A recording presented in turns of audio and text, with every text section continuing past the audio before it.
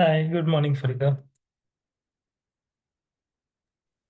Yeah, hi, good morning. I'm just sending you the absentees list today Okay. on WhatsApp. Just check. No? Okay.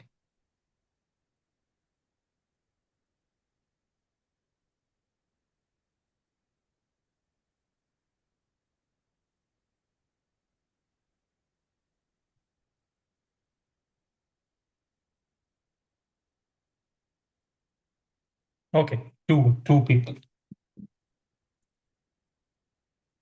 Three actually. Okay.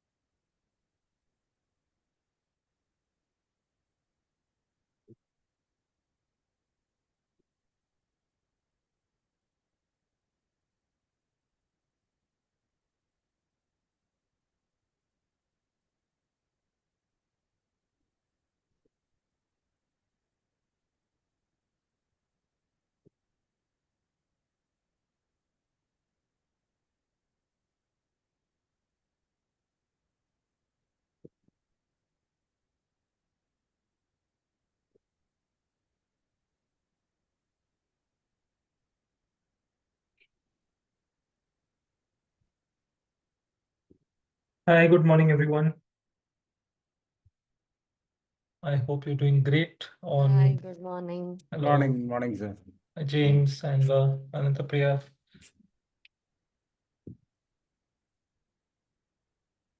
We'll just give it a minute and then get started.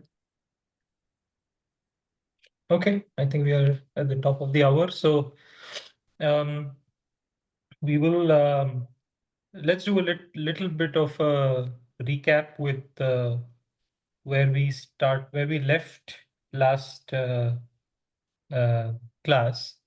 Particularly, I think I'd asked you to look at what kind of stereotypes exist in your current organization, or if you're not working in an organization, then maybe in the previous one you worked in, or even if not that, then perhaps the ones that you are aware of at a practical application level, not just theory, stereotypes that you've seen. So why don't we just get started? Anyone would like to begin?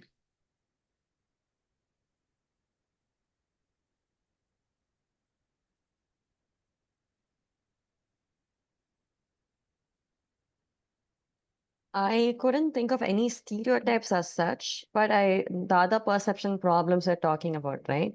And one such perception problem that I faced, or one of my team members faced in my team, was something that I thought of, which was a halo effect. So that was the example that I have. So this person in my team has a lot of experience, has good expertise in the field, and is very spontaneous and very curious as well, right? So she is a very good performer. But when we have a deadline where we, as a team, we need to work on, every time this person will come now prepared, unprepared, and then in that moment will take 5 minutes and then will be spontaneous and performs. Okay. So the end result is she is performing. But the other team would have prepared and we had this deadline almost 2 weeks prior. The notice is there, but still comes unprepared and then takes the time to perform, which is totally unfair for the rest of the team. And we would have done our part of the work, which is our homework or how do you go about having the discussion. But still, that has not been brought into notice or it's not addressed because she is a good performer, right? And also there's another person in the team who doesn't perform well, but also tries, but couldn't perform well. So the way the team head deals with this person and the other good person who's performing well is very different, right? So they feel like this person is never going to perform. So why would I want to have this conversation with this person? And this person is anyway going to perform. So I don't want to address this. So it's kind of like selective perception and halo effect, both happening at the same time. Mm. So irrespective of feedback given to the head, I don't think any decision has been made as such. I think they're waiting for some more time to see if these occurrences happen again, to see if it's, needed to address or it's not, it's okay because she's performing well. So Yeah, that's a good example. Just for a follow-up question, how do the other team members feel about this? I think everyone is not okay with it, but no one has brought it up. I had a Mhm. one-on-one conversation with the head saying that this is something that I felt was not okay because of so and so reasons. The head agreed to it, but didn't take any action as such. Or I don't think there was a conversation had with the respective team members also. And just to put a pin on it, because this will be an aspect we will discuss in one of the future classes, but why do you think nobody wants to talk about it? Why do you think the head does not want to do anything about it, though they realize something is off? I feel like this person is performing well. That's one. Number two, if I address it, maybe this person is not going to agree based on the mindset that they have because this person is too casual. If you are not going to respect me for what I do, then I'll not be here. So maybe because of attrition, I don't know. Thinking these two options could be the reasons. Okay, great. Thank you. Thanks, Thank Silva, you. for getting started on that. Who's going next? On the stereotypes you observe in your organization today, or any other perception biases? So Niranjan, we were in the manufacturing setup. So we have 5 plants, one in Chennai, and we do have in Mahindra World City, which is in other part of Chennai. So we have the we have the stereotype, certain work cannot be done by a women. So we have that kind of stereotype of particularly for the shop floor. So since we have we are in the manufacturing setup, so we have the manufactured goods like things like products of brakes, suspension, and these kind of manufacturing setup. We are the tier 1 supplier for most of the OEM companies.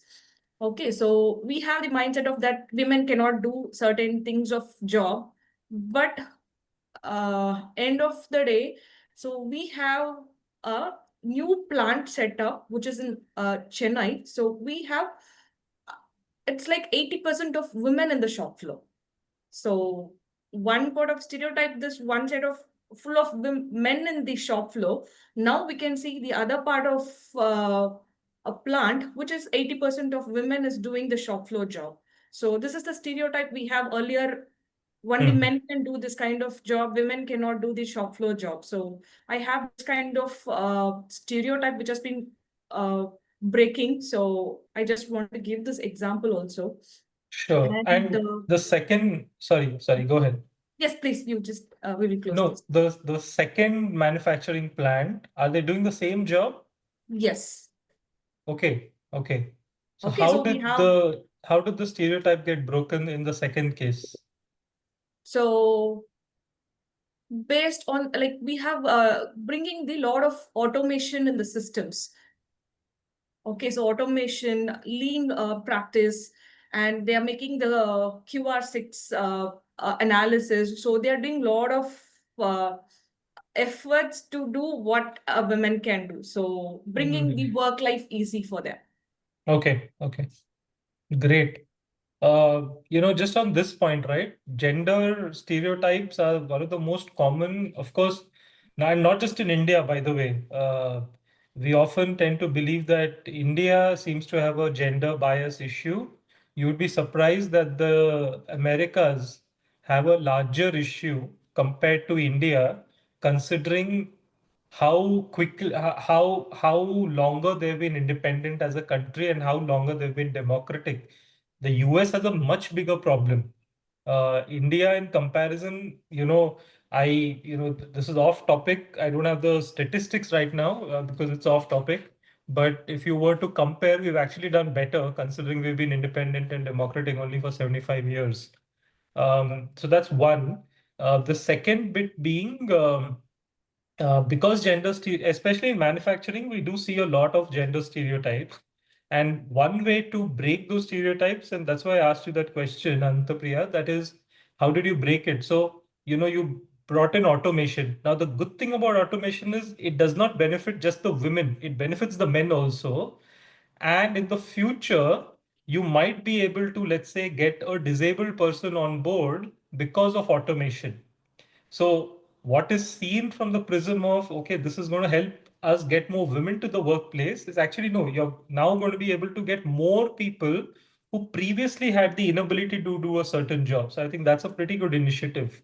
And we do have trainees. We have a certain people who is from PWD. So they're also being contribution of certain jobs like packing and all those things. They have been doing it. Ah, okay, great. Very, very good example. Okay.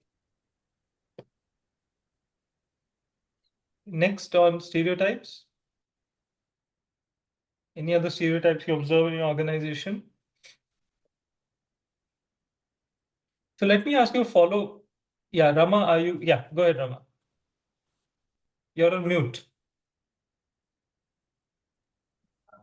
Yeah, there are two things I just wanted to check with you. One is that kind of a normal stereotyping, but normally, we are a organization which mainly dealt with the film industry, and like we conduct a number of film festivals, related kind of awards, film awards, and other things. So no, whenever there is such kind of an event, we always put woman in front. Like any hospitality or anything, lighting a lamp or So I think it's a common kind of a stereotype. And also that when you talk about the technocrats, already our colleagues have mentioned that technocrats means it's men, like head IT head or some kind of cloud related, mainly related to the hardware part. So this is the kind of a standard stereotyping which I could see. And the other thing I just wanted to discuss is that one kind of incident. I don't know whether it could be treated as a stereotyping, but I just wanted to make a clarification from you. One is that we have appointed an employee just a year back or two. He was very good at the beginning. After that, there are some strange things happened in the organization. Some information leaking out and it going to the press and some kind of websites that has been the intention is very bad, and then it's brought a lot of bad name to the senior management and also to the organization. We could not see that who has been doing it. So laterally we had a doubt on this person, and he is also part of the system, and he knows that what is the information about. There is some, but you don't have any 100% reliable evidence on saying that this is a person, because by seeing him, you cannot tell him that this is a person is doing this kind of a harm to the organization. You show something and then do something behind that kind of. But all of a sudden, one day we received from one of the employees showing that some of the documents of the previous employment which he was doing, the same kind of modus of operandi he has done, he has done same kind of what is happening now. It has been happened to the previous organization, that also a very popular organization. He has made that complete damage, and he has been shown in the press also, and he has been become a case study for some of the legal matters. So we never know that some of the slip of our management while taking that person, we couldn't go through much detail into the depth of the paper. So this is the same pattern has been implemented, and people started seeing him have some kind of setback, talking to him, afraid of him, some kind of fear, like, because he's putting everything in the press and everything, managing every employee, which is a personal life and, the organization, everything. So the management took a action because, it has been taken care. But this kind of a thing, which could, like we can call it as a stereotyping, or how it is a bias, or how it is maybe a labeling. Yeah, I mean, I would tend to think of it as labeling, which is a form of stereotyping, by the way. These are all I mean, all the biases in some sense are interrelated. But yeah, labeling comes closer um, because stereotyping typically involves you having a certain perception of the issue, like in the case of gender bias. I have a certain perception that women cannot do certain type of jobs. I already have that perception from the past. Labeling is where basically we, look at a particular situation, and because we are trying to assign a meaning to it, we find it easier to give it a word, right? So for example, millennial it's a label. Yeah. um, because and it's so often used, right? All, especially as HR professionals, we are all constantly asked, and you go to conferences, everybody's trying to solve the question of how do you engage with millennials. Fair enough, that's a separate issue, but millennial is a label. Why? Because after Gen X, Gen Z, so after 90s, we were trying to figure out, okay, this generation that's coming in, I need to I have a meaning for that, but what word do I give? So labeling is what happens. So I think yours could be a case of labeling. Um, but on the example that you gave previously, and that is one of my pet peeve. This whole lighting of lamp, and people welcoming when you have these delegates, especially from outside India, coming in.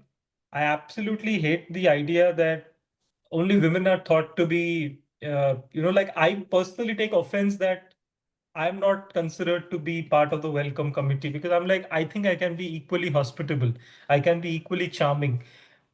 But that's again a stereotype we are dealing with. But one of the things I've learned over a period of time is also that, you know, instead of trying to battle out all these small low-hanging fruits, it's better to focus on stereotyping at a institutional level, some of the bigger issues.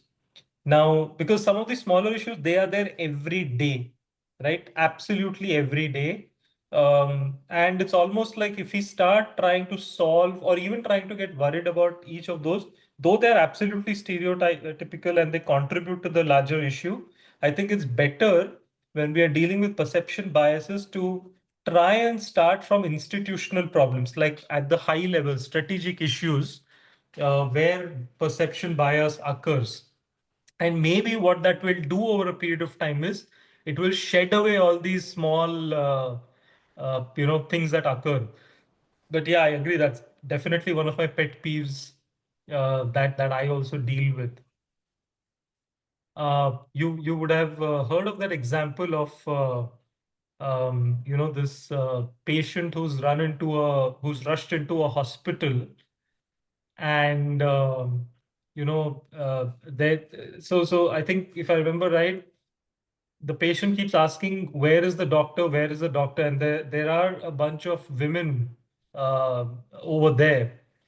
The patient, in his pain and all, whatever, I think accident or whatever may have happened, stereotypes them, saying they just could be nurses, because generally a lot of women are nurses. It so happens that that whole bunch of women are actually doctors, right? And they're trying to save his life or whatever. But even in those extreme situations, when I'm in pain and I know that I'm possibly going to die because of the accident, my stereotypes still come into play, because I'm like, okay, where are the doctors here? And the women are like, we are the doctors, we are trying to save your life. But like I said, these things happen on a day-to-day level, and equally irking, equally concerning. But unless you fix the foundation, unless you fix the issue at the high, at the big picture level, these things will keep coming out in different forms and fashions. Like, I'll give you an example from today, right?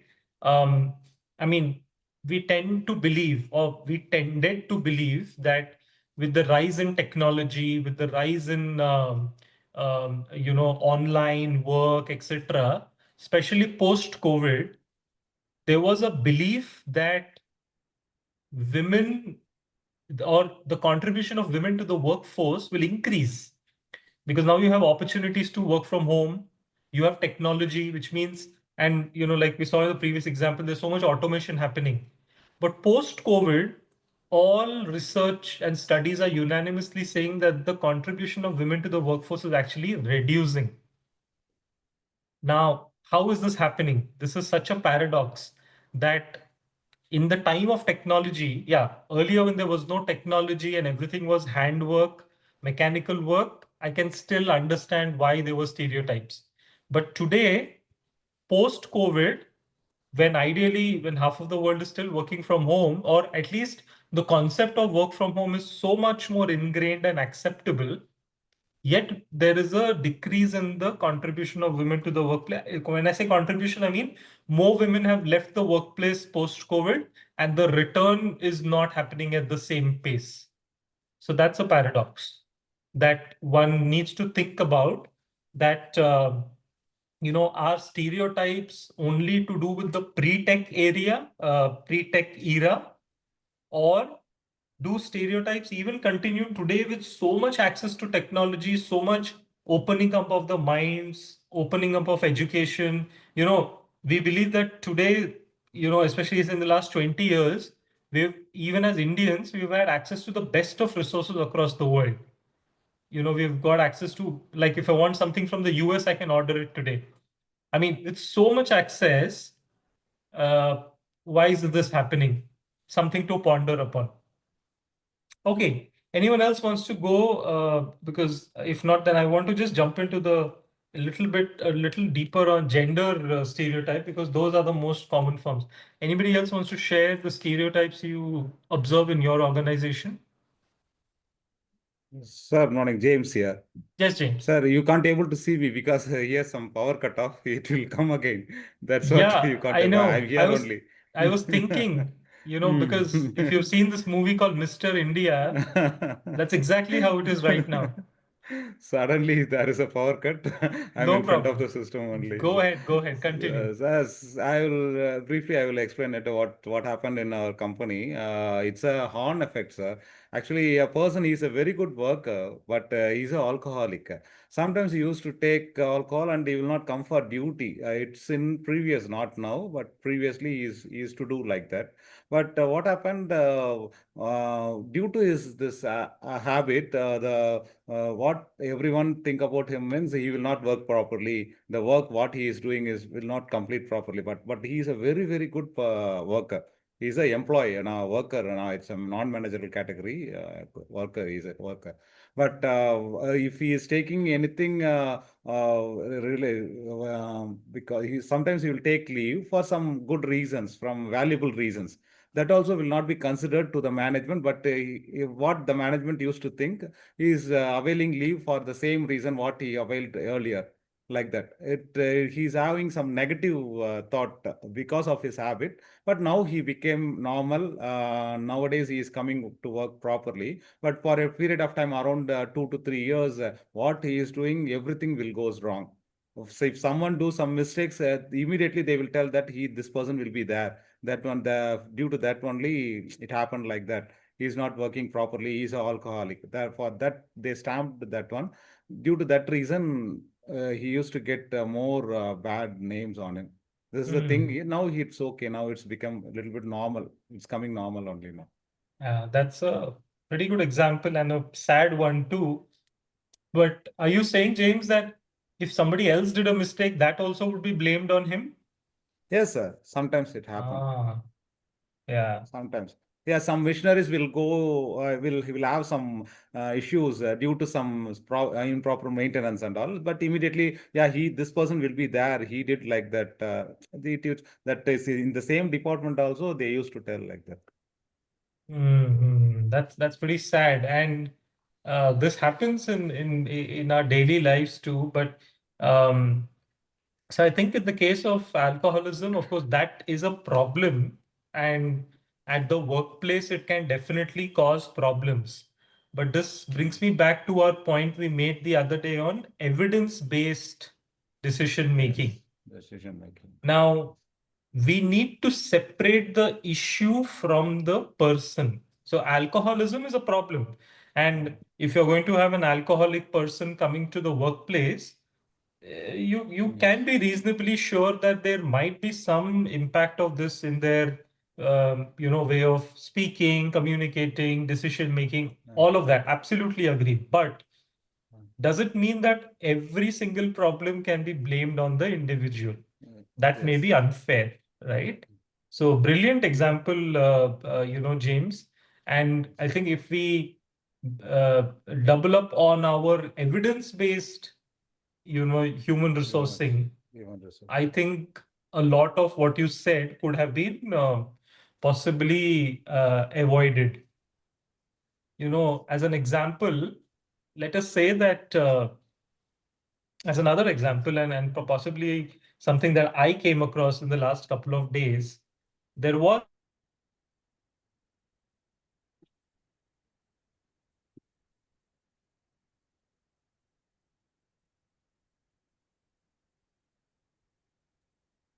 Can't hear him. Are you all able to hear him? No, I I can't. think some network issue, I think so. Sarita, are you there?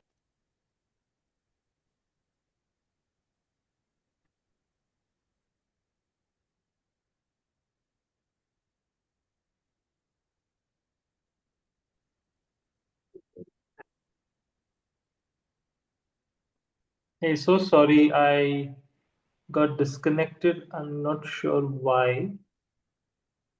The power went off, but anyway, you guys can hear me now? Yes. Okay, sorry. So sorry about that interruption. So the example I was going to cite is, there was this uh, issue happening in the apartment of not like a very big one, but small stuff being stolen. Like somebody said, the something kept outside the house was stolen. Somebody said, my milk packet got. So very like small things, but suddenly it happened. It never happens in the apartments, but it suddenly happened over the last couple of days. Incidentally, at the same time, there is a person who normally is responsible for picking out trash and segregating it and whatnot, and that person was accompanied over the last 2 days with someone who has never been there in the past, and he looked rather rugged, like very poor and torn clothes, and you could make out that this person comes from a fairly under the economy kind of a household. Naturally, the society summoned the person and said maybe he's responsible for all of this happening, right? And he was given a warning that if this doesn't stop, we will have to hand you over to the police. Almost sounds very intuitive as to what will happen in most cases.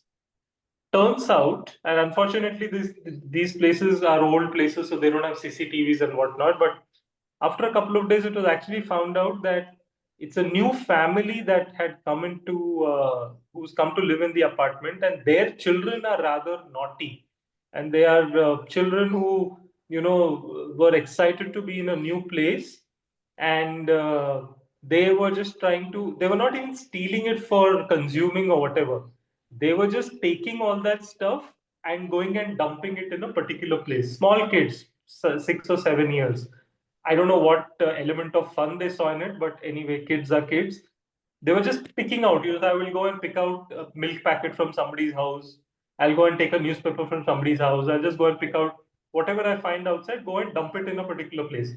So after a few days, the society actually found out the place where all of this is being dumped. And of course, the parents came and they were very embarrassed about the fact that all of this happened because of their kids. But the point I was trying to make is, without any evidence, without any, without a single iota of truth, the society or the community members were completely okay, were comfortable to blame and assign the blame on this individual who just happened to look like somebody who's very needy.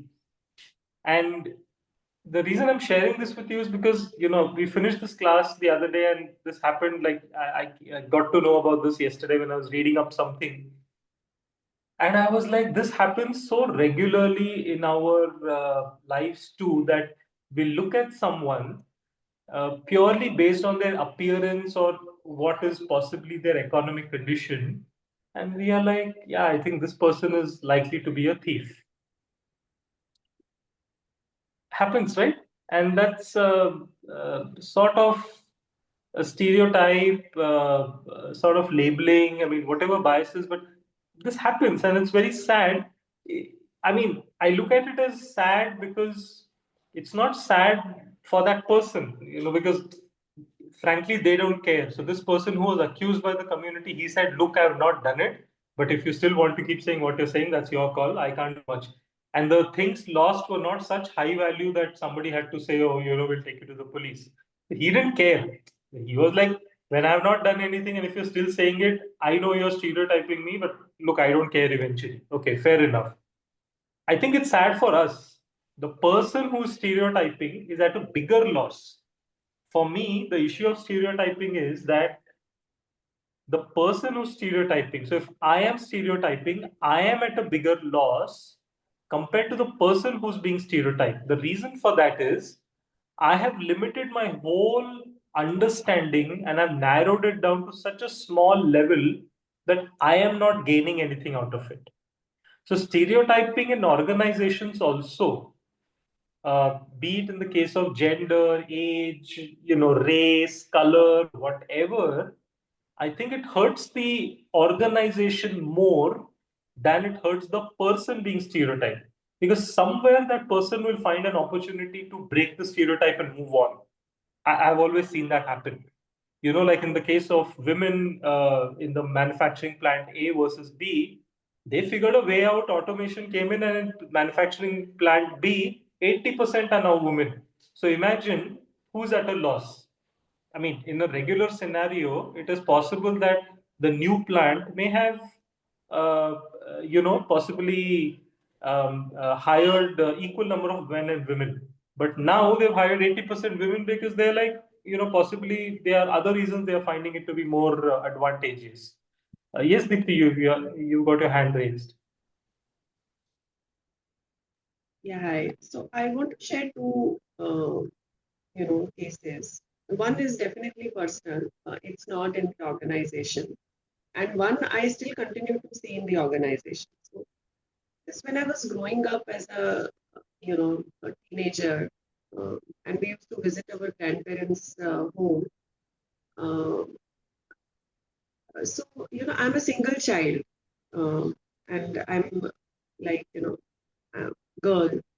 So in my grandmother's place, there would be some aunties who would say, "Oh, when are you getting a brother? Why are you not getting a brother?" And some aunties were like, very typical. I remember one neighbor very categorically. She would come and she would say, "Oh, you don't have a brother," as if she's trying to make me feel bad about the whole situation. And then, she would comment, "You don't have a brother. Who will take your parents, Tirth Yatra, the Chardham Tirth Yatra?" So I'm like really talking about 2022 or 25 years back, maybe when I was 13 or 12 or 13. So that time, I would think that why is it so needed for a male child only to take parents for Chardham Yatra? So I decided that when I would start earning, or I will get into some job, I will take my parents for this Char Dham Yatra, whatever it is. Okay. So then and there I researched what are the Char Dhams. So while they may want to sell it Badrinath, Kedarnath, Yamunotri, Gangotri as Char Dham, it's just one dham. So Badrinath is one dham, Rameshwaram is another, then it is Puri, and one is Dwarka. So these are the 4 dhams as per the Hindu religion, basically. So when I really got into the job, I started earning. I ensured that I took my parents to all the 4 dhams. So I made them covered all the 4 dhams. So I took them to Dwarka, I took them to Puri, I took them to Rameshwaram, and the last one we covered was Badrinath, Kedarnath, Yamunotri. And when we completed that dham, we came the same place where my grandmother was there, and those aunties had still existed even that time. So, so it was a soft message given, because obviously Prasad was given to all the neighbors that we had carried. So it was a soft message that was given that, Deepti ले गई अपने, अपने चारों धाम complete कर लिए, So my grandmother was told that her youngest son has completed all the 4 dhams. It was a good kind of a celebration, because in those days people used to believe some of these things a lot. Now accessibility and things are like very much possible. Everybody is going everywhere, and it's like just one small word. But 20 years back, it was still not so much as to what we see the situation today. So I think that was one stereotype that I broke in those days, where, in that whole, I would say, area or vicinity, where the belief system was only a male child was, entitled to do this or needed to do this. Probably, I felt that, I did something different then. And second, definitely was that when I first got promoted into an HR role, I was looking into a project, and I was moved to take care of region, and region that time had around 4,000 people. Okay, so overnight people thought I should buy a new car. Okay, next day they were expecting to see me in a big car, coming to office in a big car, because I got moved to an elevated role. So I was actually thinking to get a new car, but it was just I was just thinking of changing, and it had nothing to do with my elevation of role or whatever it is. But then when I saw that, people started coming and telling me, "Arey madam, nayi gaadi kab de rahe ho? Nayi gaadi kab de rahe ho?" So I started, what is my car to do with my role? Okay, car is just a mode of commutation. I need to go from one place to another, and role is what I bring onto the table when I'm at work. I consciously decided not to change my car. Okay, I still drive a Santro.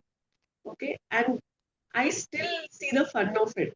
Okay, there are so many people, they will judge me immediately on my car that I drive. Okay, or my car makes other people so uncomfortable at times. अरे madam, आप तो इतने बड़े post पे हो, आप ये car क्यों ड्राइव करते हो? आप प्लीज कार चेंज कर दो. So I still continue to enjoy the fun of it. The way especially in IT industry, people associate your role with the car you drive, or some kind of a status building that is Yeah. there in the minds of people. Right, so I think that still helps. So I tell some of my friends that मुझे तुरंत ही पता लग जाता है ये person कैसा है, अगर इसने अपनी कार के बारे में कुछ specifically comment किया. So I tell them it's an elimination criteria for me. I will get to know about the person very quickly, to some extent, even how much ever they try to camouflage on the outside of it. So that's another instance I just wanted to share. Brilliant examples, Deepti. So, to both your points, on the first one, right, which was more personal, like I said earlier, lot of these low-hanging fruits continue to exist. But if you also see, compared to 30 years back to where it is today, or even 20 years back, the gender stereotypes have reduced. They have not got eliminated, but they have got reduced. One biggest game changer, and that's why I said we need to focus on institutional change, organization level change, strategic change. What is the strategic change that happened almost 30 or 40 years back? Including, let's say, when my mother graduated, she started working, right?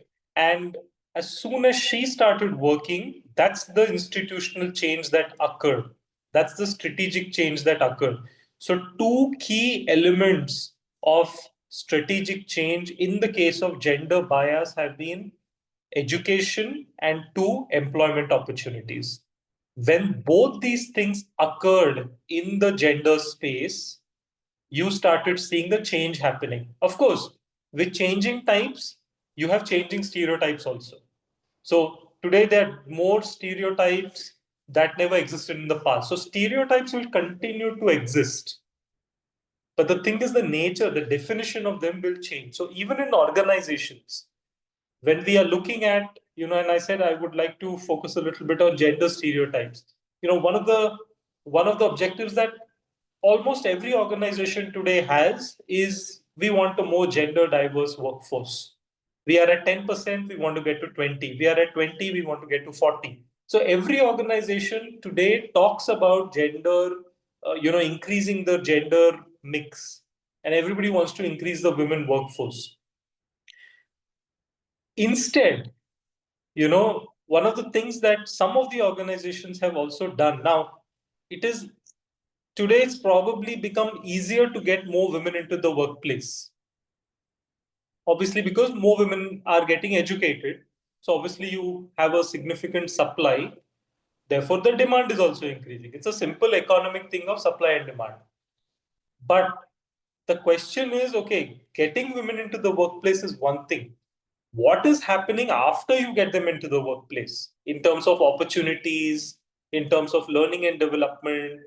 So I can bring in 50% and say, okay, 50% of my workforce are women today. But out of those 50%, how many are getting retained? How many are getting promoted? How many are scaling up the ladder faster, or as I don't mean faster than men, but at the same level. So these are the things to be thought about. Merely bringing in them does not solve the problem, right? Now, in your organizations today, I'm sure you all have mandates of some kind of gender-based mix. Can you share what kind of problems are being faced after you bring in the women into the workplace? Problems in terms of talent management, retention, L&D. What are you facing with respect to women? And then let's try and look at, are there perception biases coming in the way? Is it a stereotype coming in the way? So we'll figure that out. But let's look at what are the problems that are usually assigned to women at the workplace. So I'll take here. So we have a person who takes care of for example, sales. Okay, so we have been hiring them for a sales profile, so where they need to travel a lot. So at the time of enthusiasm, and they will agree that I can travel, I can make things possible and everything, all those commitments, promises, and they will be giving it. And later, something happens, like later some family commitments are coming in. Slowly they will be reducing their commitment into like, this time I can't travel, or I want some job changes, job shifts or job change. I want to go with the internal job posting. I saw some other opportunity which the travel is not much. So this is one example I can give, since the sales profile, particularly with the sales profile in terms of traveling. Now, when you look at the same example that you gave with respect to the plant, where things got better with respect to the plant after. What can you do as an HR manager to solve this problem of this particular stereotype that women have family responsibilities? So, especially if they're in a sales job, they cannot uh, travel. What can you do? I mean, I don't need a very lengthy solution, but what can you intuitively think of doing in this case? So what I can do is like when she can go the travel within the city. So if she is having some travel in terms of out of station or something, that thing like she can check with his manager, or his manager can support on this. So this is one solution I can provide. Like partially she can do. So this is one solution I can give as of now. And when it comes like as of now, this is the solution I can give.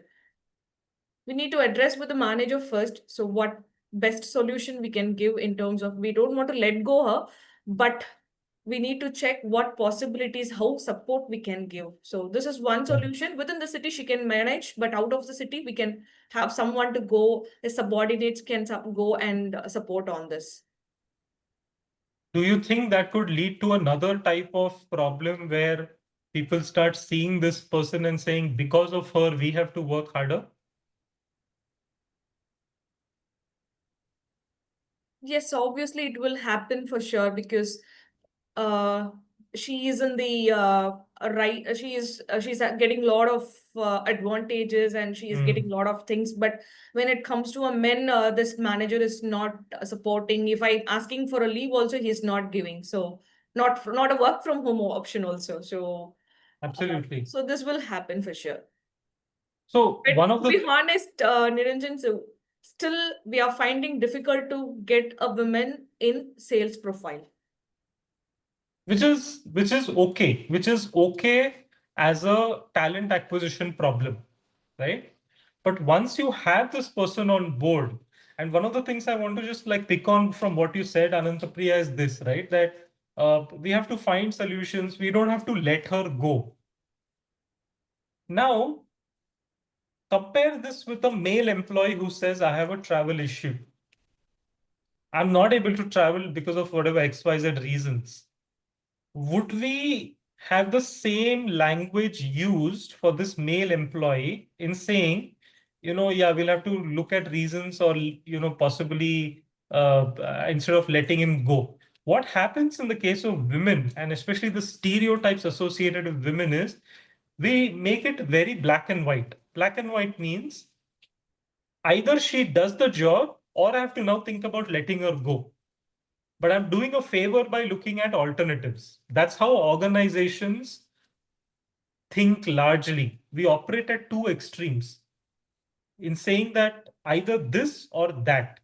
But why does it have to be all the way of letting go? And the other solution, which is that because she can't go, somebody else can go on her behalf, like subordinates, that could possibly end up creating a lot more resentment in the minds of everyone else, um, for that particular. So which is going to make her professional life even more difficult, because then everybody's looking at it and saying, oh, this is the blue-eyed girl of the company, and then it could have very far-reaching negative consequences. Now, I want to take a step back and say, if a woman, or let's remove the woman, if a employee has family responsibilities and cannot travel because of that, and let's say, traveling is essential for that particular job, like in sales, you have to travel. What can an organization do to support such a situation? First of all, should the organization be worried about even supporting here? And if yes, what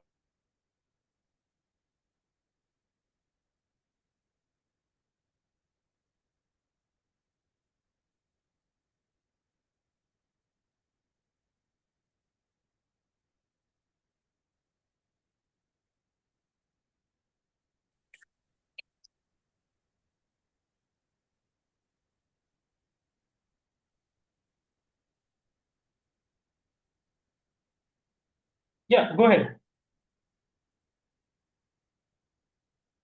So Niranjan, we lost you actually. Could you repeat the Yeah, you question? were speaking something, Niranjan. Your statement was not complete. Yeah, can you hear me? Now it Yes, is now we clear. can hear you. So, but we lost you when you posing the question. Okay, no. So sorry. I think I don't know. It's raining heavily in Hyderabad today, so maybe because of that the network is quite sketchy. My question was, if my job requires me to travel, and I'm not able to travel for very personal reasons, is the organization supposed to help me? And if yes, how can it help me? I have a question here, Niranjan. Yes. Could, that question. So when Anupriya was sharing about people in sales profile, and you asked her, so what is the solution, that she can give to cater to this? So what is going on in my mind is that some of these stereotypes are coming because probably the observation is 10 out of 6 profiles they take. You know, they they they come up with similar kind of, once they get into the job, they come up with similar kind of excuses, right? So they have the evidences, like 10, maybe sometimes 10, 8 out of 10 probably might be into that category. So you know in that situation, the 2 or 3 who are traveling consistently or are always showing the enthusiasm, they probably are not getting noticed, because the general perception goes that if they take women into the profile after they get in, after 4 months or 3 months, all the drama will start. Okay. So, as lately she rightly said they don't have a solution. I think it's very difficult at the time of hiring to figure out, whether this lady will be out of those 20% people, or will she fall into the 80% category who start giving us some issues after 3 months or 4 months of the job. So, even I feel that, some we are still in the process of finding answers to some of these things, how to really gauge people from the moment we are trying to take them as to which category this person will fall into. And second thing, when you said that, uh, why does it have to be the option of letting go, right? You said, why can't so sometimes it's not in our hands also completely, Niranjan. Okay, competition is so hard. Numbers need to be driven every quarter, right? Everybody is in a race to, kind of be in the job. Forget about flourishing. Surviving itself is one challenge these days, right? So uh, the space for empathy or compassion is very, very narrow, and it will vary from industry to industry, right? So uh, yeah, these are some of the things. While we continue to look at an ideal picture, what it should be, how the world should be, how the organization should behave, idealistic is one situation, how we would like is one situation, but on ground situation, what is the truth of today? If we see, then the picture may not be so rosy all the time. I agree. I agree Um, to bring so this point. right. No, I agree with you, Deepti, that some of this may be too idealistic, but tell me this, and I agree that it's a very competitive world, which means it cannot be a situation where if someone says, I cannot travel, yeah, we'll say, yeah, sure, don't travel. My only submission here is, in all fairness, we need to be doing the same thing that we would do to a male employee when it comes to a female employee, without assigning any meaning associated with gender. What I mean by this is, if in my organization I am willing to let a male employee give him some space and say, okay, if you cannot travel, these are the alternate options. And I want to do the same with the female employee, that's perfectly okay. But if I'm going to say that, if a male employee were to come and say, look, I've got certain responsibilities, I've got X. Now, the reasons for not being able to travel may not be the same for a male employee and a female employee. That cannot possibly happen. Obviously, because both come from very different circumstances, backgrounds, social expectations. So we are not saying that the male employee has to give the same reason. No, but the male employee may have different reason. We need to be worried about the outcome. The outcome is the male employee saying, hey, look, I cannot travel. And the female employee saying, hey, look, I cannot travel. If my treatment as an organization to both cases is going to be the same, the treatment being, okay, I will have to let you go, then I'm saying it's fine. Then at best, I would say that, hey, this organization is so inflexible. That's a separate evaluation of the organization. But if I'm going to say, yeah, in the case of the male employee, yeah, I think he's got genuine reasons. But in the case of the female employee, say, Arey, what is this? Family reason every time. How can you take that excuse? No, that is not okay. So the treatment has to be fair. The reasons may be different, and the reasons will be different. But my treatment to the outcome, that is, I cannot travel or I cannot do this job in the way you would like me to. As long as my treatment is the same, it's okay. Okay? But then it will fall in the area of black and white, right? Like so, then yeah. So if 5 women come to me saying that we need flexibility, and if the policy is like, okay, in a 30-day period, 20 days you need to travel, right? If that's the policy, and if 5 men are able, or 10 men are, or 50 men are doing it, and then I'm not giving any flexibility to 5 people, then I'm just being fair, right? Then I can say that, Yes. sorry, maybe once or twice we can give you that window, but not above that, and then we will have to let you go. So you will have to make a choice. So but Absolutely. it will then fall into either, it will then fall in black and white. There will be no, like sometime back you also talked about, we operate in two extremes. So at times we operate in two extremes just to be fair, because we don't want to really,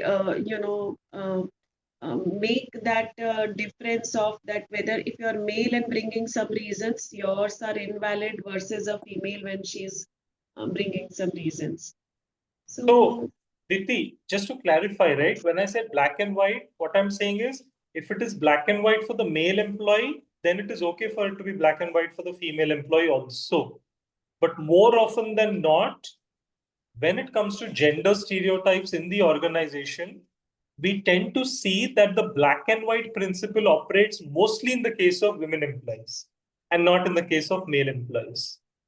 Okay. Because fundamentally, gender stereotype, when you think of gender stereotype, and if I were to ask you for a few examples, 80% of those examples will pertain to women, not to men.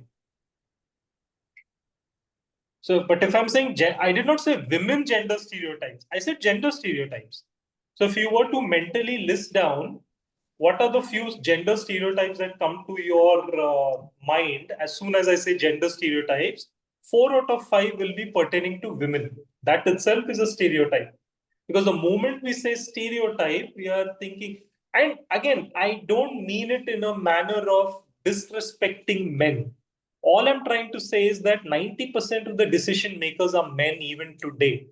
So obviously stereotypes will exist. Obviously the black and white principle will exist. But I'm saying as a man, as a male leader, if I'm able to use the same principle for another male leader, then at best I'm being very inflexible and what a bad manager. I'm not being gender stereotyped there. Right? So that's the only thing. But if as an organization I'm okay to allow gray areas in decision making, then let me do it transparently for both in the same way. It cannot be different situations, different, it cannot be selective. That's possibly the only point. Okay. Any I think we digressed a bit, and I also had a network issue. Sorry about that again. But back to this question, right? If you have gender stereotypes in the reason I'm picking out on stereotypes a bit is they play out every day. All of the perception biases happen, but you may or may not observe them that much every day. Stereotypes apply every day, and therefore we are spending a little more time on it. And I think another few minutes, and then we will move on. But just to wrap it up, what kind of stereotypes do you see? What kind should the organization do something about it? If yes, what? Right? So, especially in the case of gender, especially in the case of women. Anything else that you see happening?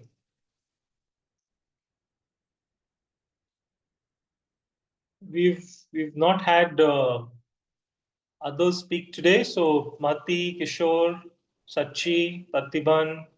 Yeah, I'll just share my experience. So from talent acquisition as well as from the engagement per se. So we had a similar experience like Ananta Priya. So I take care of sales HRBP. So wherein we had to hire individual from a female background. So, but what we have done is we have set clear expectations on the before hiring during the interview itself. When the employee or the individual itself was very clear in terms of having the right expectation. We told this is a different industry, like which requires 15 to 20 days of traveling in tier 2 or tier 3 cities or villages.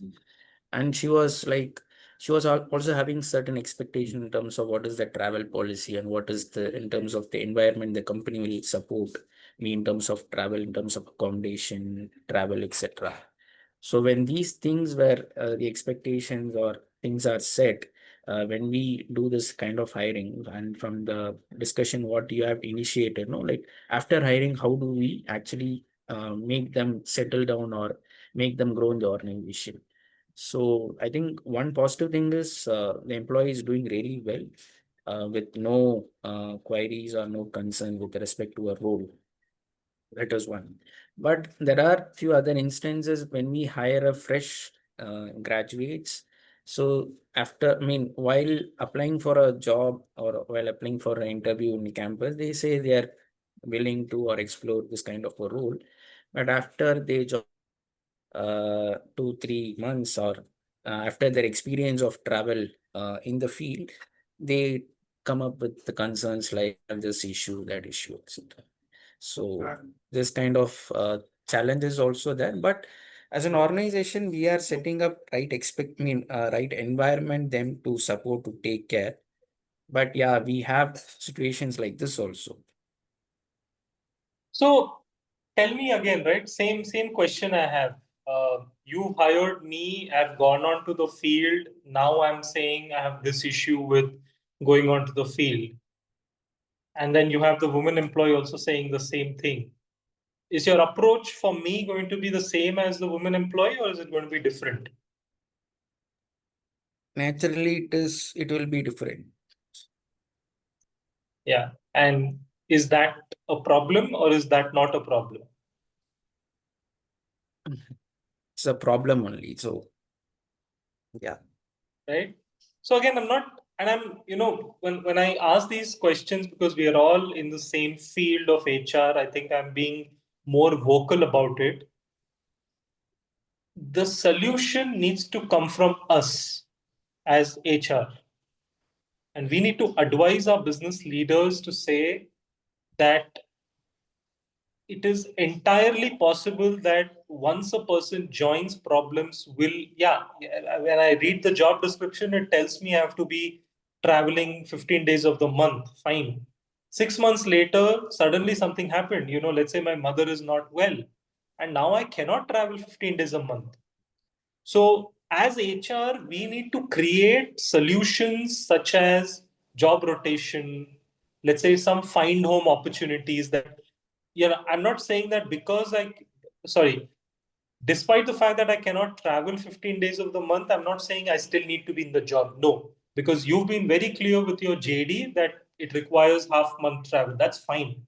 But as a company, you're doing other things too. Now, therefore, can you look at maybe some opportunity that's a desk job, right? Maybe with reduced pay. It's okay. I'm not saying everything has to be the same, But as a company, are you thinking about, okay, if this job is not possible, what else can be done by this individual? What else can be done? Now, possible that my pay will reduce by 50%, possible that my work timings may change, possible that it moves from a full-time to a part-time. All of that is fair.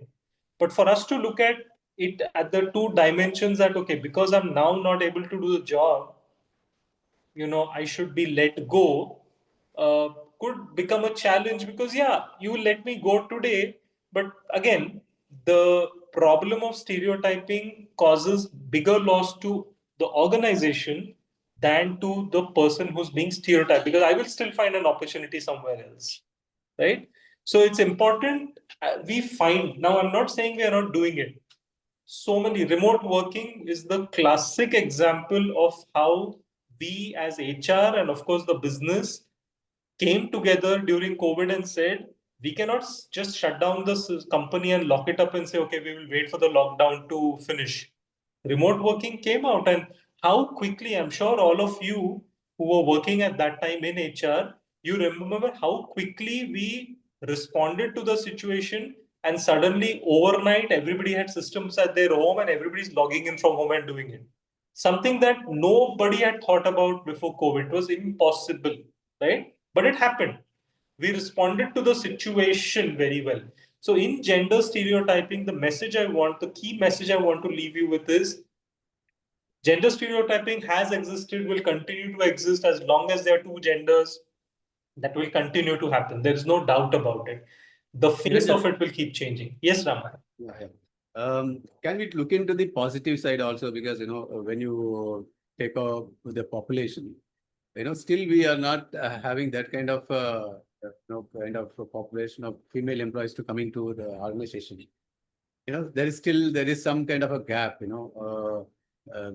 we have not completely come to the stage that, men and women are equal. Still, there are kind of discrimination at the workplace and the security issues and many issues they are going through. So that could be also one of the reasons, like traveling outside, what could be, and the family situation, everything is there. So instead of that, instead of taking an equal stand, we should always, till we achieve that kind of a, percentage of, female to come to workplace and have a safe and encouraging environment. So we should always look into that angle also, and also see that how we could, some kind of treatment or workshop or something which could be given to the both the genders, to see that how it could be balanced, so the Absolutely. I have a And- doubt. Yes. We're talking about how we address issues in the same way, right? So it's just kind of going to be like equality, right? But when it comes to equity, we're talking about what needs this person has. So we're attending to their needs, right? That's what creates an equitable environment. Yes. Will that come over here when you're talking about? I understand when you say that if the men and female have a same issue, then the support needs to be the same. That makes sense. If they have different issues, and we are attending or catering to the needs of this particular person, irrespective of what gender they are. But since we're talking about gender stereotypes, say it's a female and we're attending to the needs, then what about the perception of the team, and will that affect, and will that be a negative consequence, right? So over here, by creating an equitable environment, will that also have a consequence? So combine both what Rama asked and you asked. Firstly, I don't think we should worry too much about the concept of equality, because equality is not a consequence, it's a continuous process. It's not like you reach equality today and tomorrow everything is hunky-dory. So that's, let's leave that aside. Coming to equity, I am saying the issues between men and women are not going to be the same. It is not possible. Both are different genders, they have their own issues. Biological, social, cultural, whatever, right?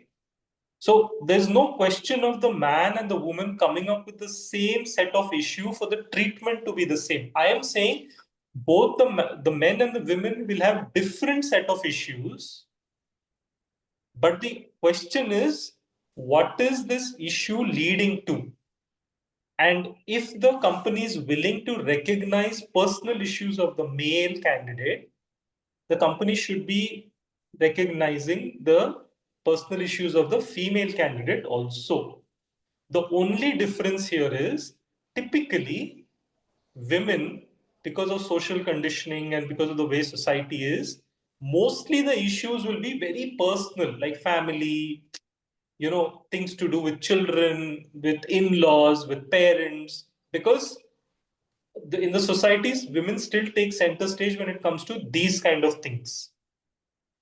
But you're less likely to listen to a man who says, hey, look, I need to take my child to the doctor today. It's less likely. I'm not saying it's impossible. I'm just saying it's less likely, which means a man is, take the biggest thing, maternity. A man is never going to come and say, I need 6 months leave. Does it? But women only are going to do that, right? Obviously. Which means women are going to be away from the workplace for 6 months.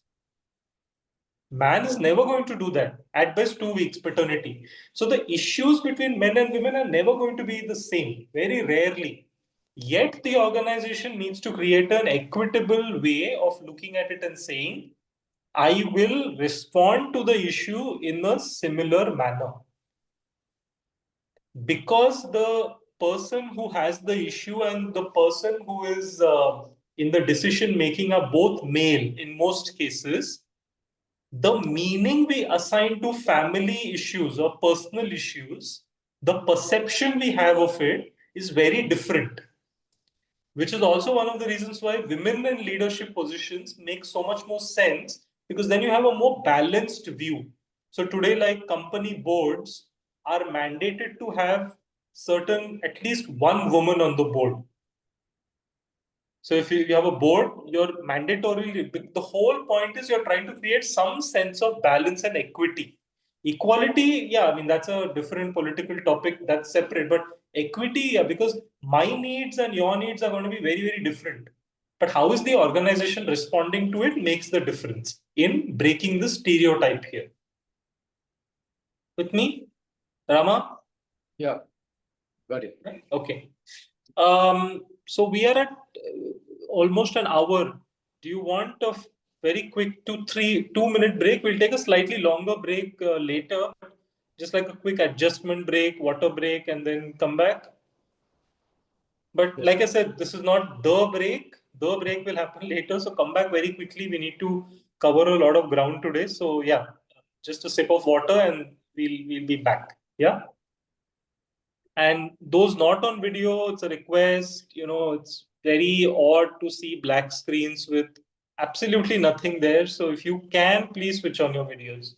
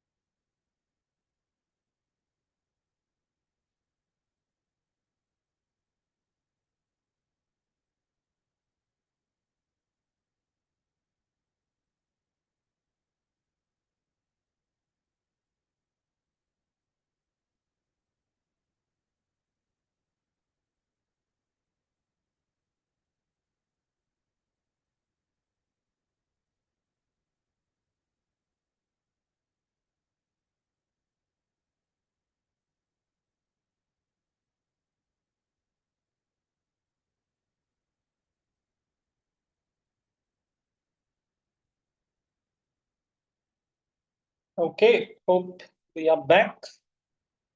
Yes, I'm back. Okay. I am also back. Oh, sorry. Okay, good.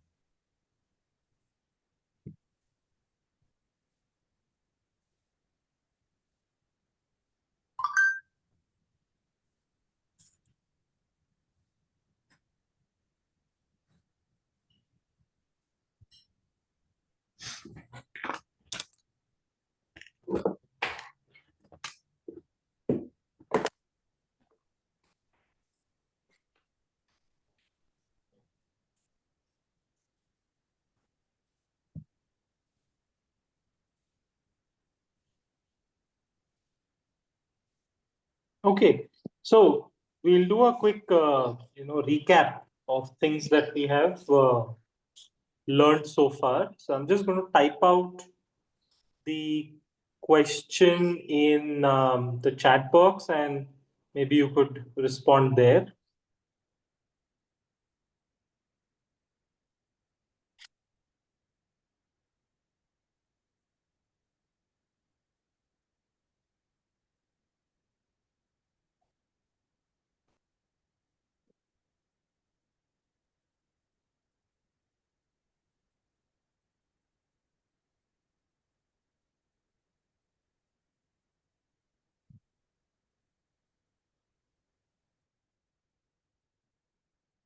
So the first question is, I'm putting it in the chat box. You can respond there only. What are the determinants of OB? Put it in the right order. So people, structure, and groups. What is the correct order?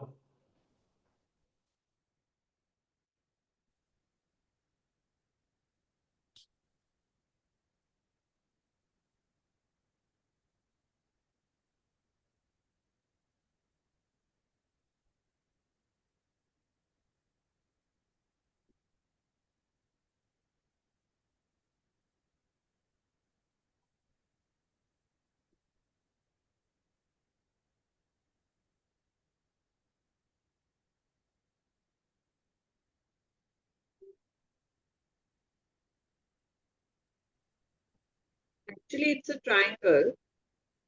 So you can look at it in any way, but then the other thing said from an individual to group to the organization.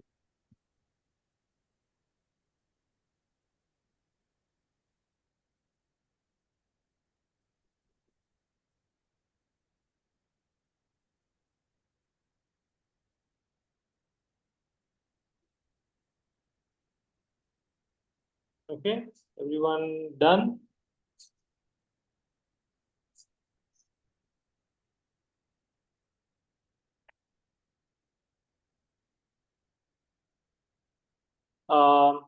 From this,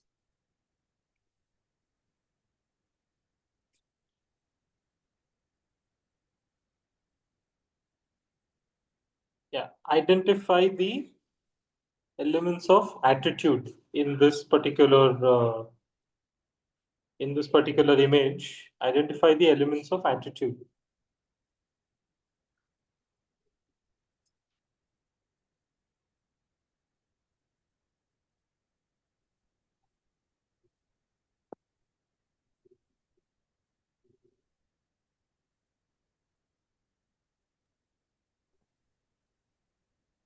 Are you sharing something different? Yeah. Oh, you didn't get that? 1 second. Why it's still loading?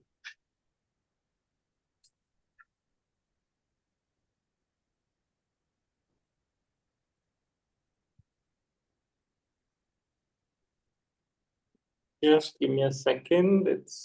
Why is it not loading here?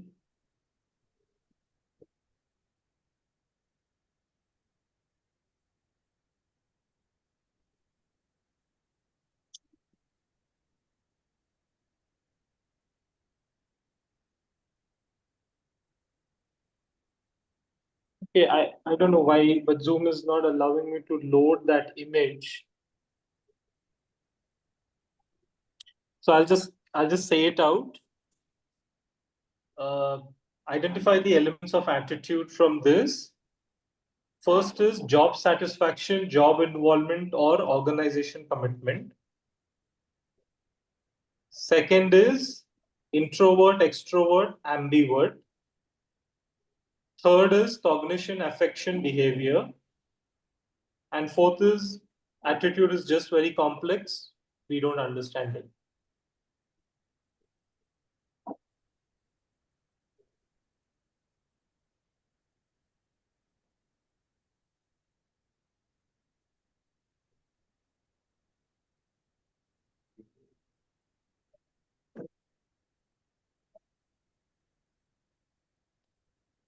This elements of attitude, you're not asking on OB perspective, right? You're just asking on common perspective. That elements.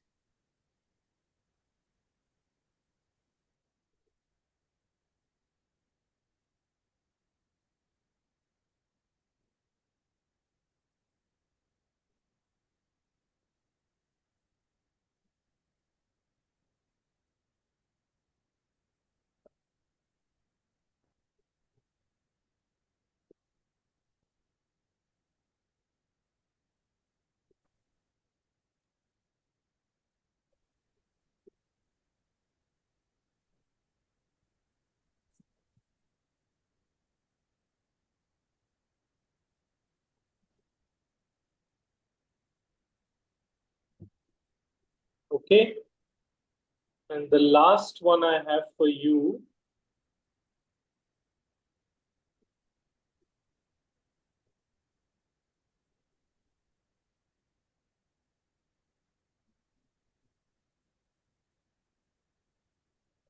is give me a few examples of perception bias.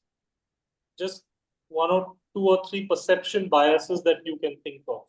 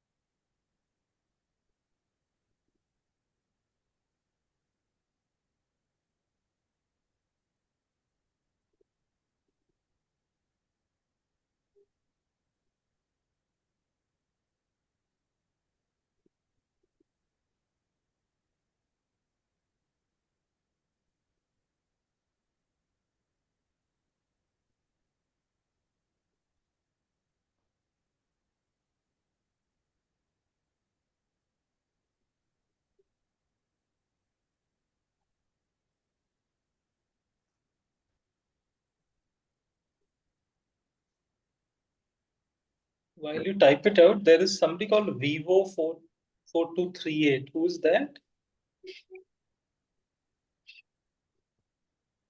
Vivo4238.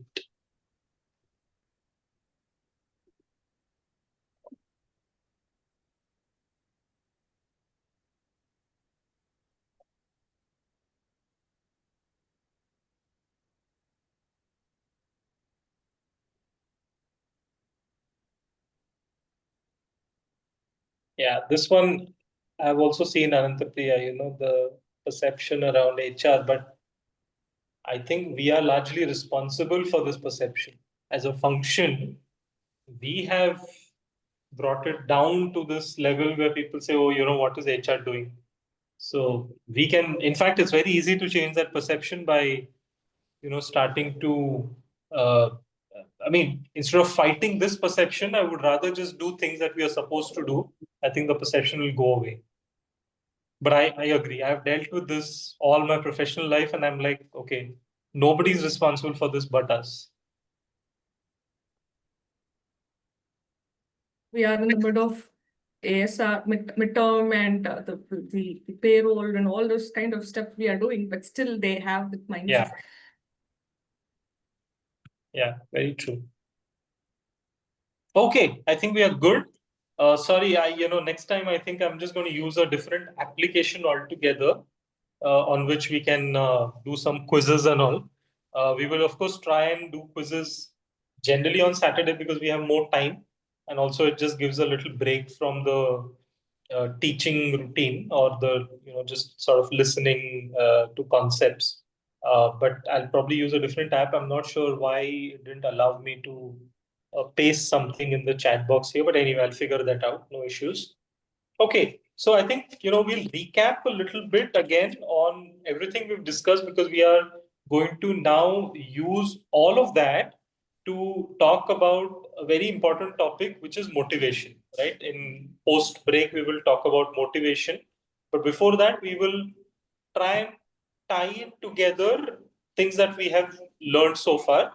And like I said, after today's class, I will circulate a document with some of these put down as notes, something you can read, some additional readings maybe if you would like to, and some of the book suggestions that you can possibly have that can help you not just in the class, but even if you are designing OB interventions in your organization. So I will do that post class today, and you'll obviously have it before the next class. So I think we started off with introductions to OB, and of course we've gone through definitions, we've gone through why OB, what it means, we've seen some of the classic definitions.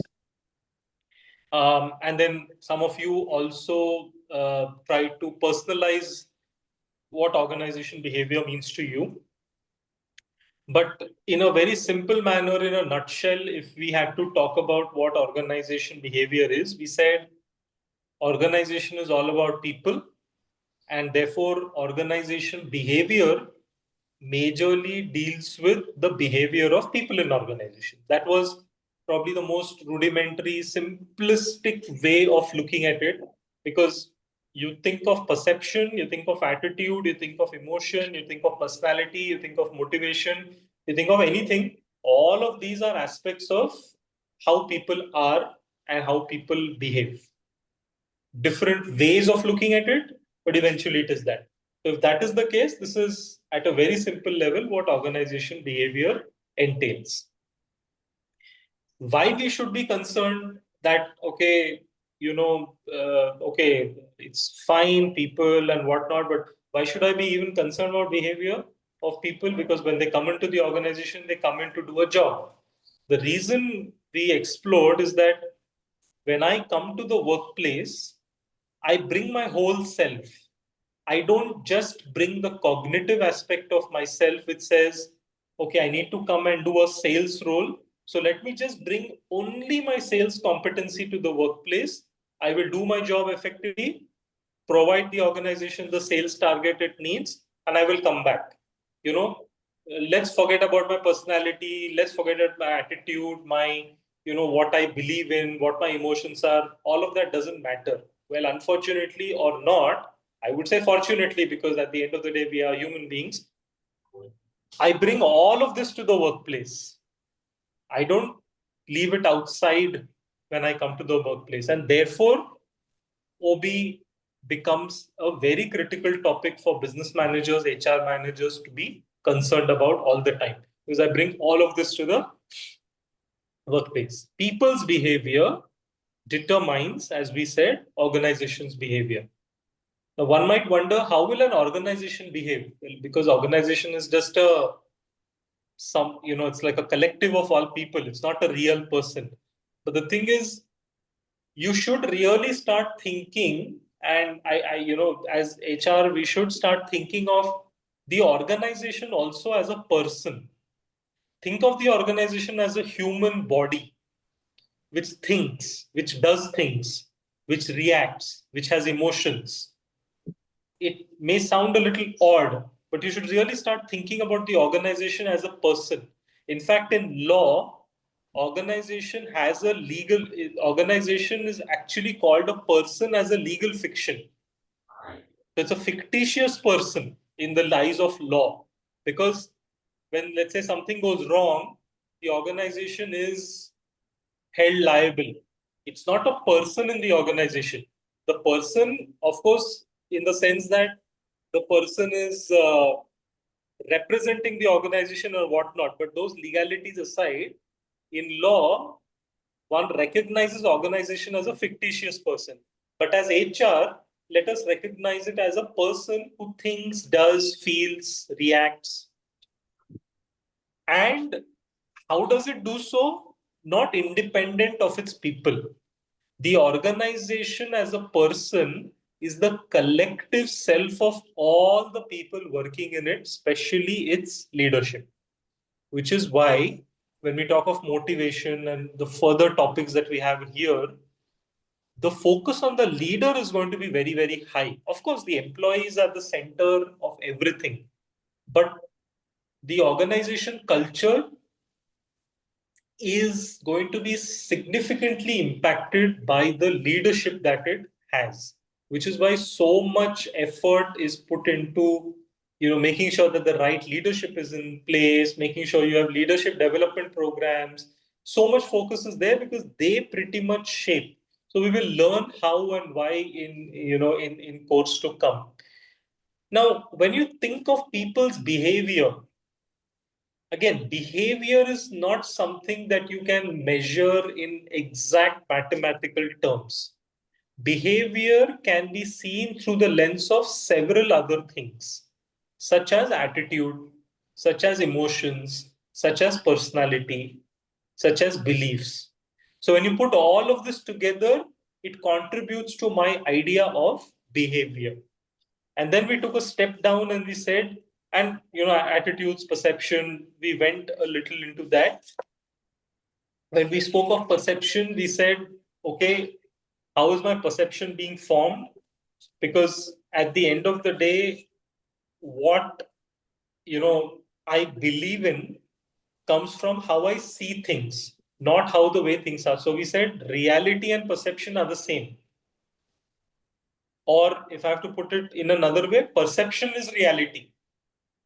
It's not that the reality becomes perception. The way I perceive things becomes the reality for me. Because the reality for you, and we saw that in the case of our favorite movie actor, for the same actor, my reality and your reality was different. You saw him as a good dancer. I saw him as somebody who brings a lot of positivity to me. I don't care so much about his dancing. Somebody else said, what great action he does. Because in my reality, somebody who does great action is a good actor, right? So my reality, your reality could be different, though the fact may be the same. But in OB, we are not right now concerned about facts. We are concerned about perceptions and what that leads to. So my reality is my perception, or my perception is my reality, whichever way you want to look at it. And that shapes my attitude to things. So if my perception is that, all, all women must prioritize family. If that's my perception, let's say, right? I look at it because I've always seen I've always seen, let's say, certain things happening at home. So my perception is shaped by that reality. And I'm like, this thing is that all women should stay at home and, must prioritize family. And all men must go out and earn the money and earn the bread. That is my perception of how things are. So my attitude, when I see the woman at the workplace who comes to me and says, I need leave because I need to take care of my child, okay, my attitude to this request will not be, how can I help? My attitude may be, then why don't you just sit at home? Yeah, my attitude will be like that. And now, how is this attitude coming into picture? It is coming into picture because of three things. And you answered that in the quiz. The first is cognition, which is how do I describe the whole situation in front of me? The words that I use. Second is affection, which is what is the emotion I associate with that particular behavior, with that particular situation. And finally, it's the behavior which says, why don't you go and sit at home, right? So my attitude is shaped from my perception, and then this is how I look at it. At the same time, sometimes, and we discussed this earlier, sometimes it does happen that what I say and what I do may not be the same. What I say and what I do may not always be the same because of a variety of reasons. In general, what I say and what I do must be the same, which means it needs to be at parity. What I say is equal to what I do. That's how I build trust.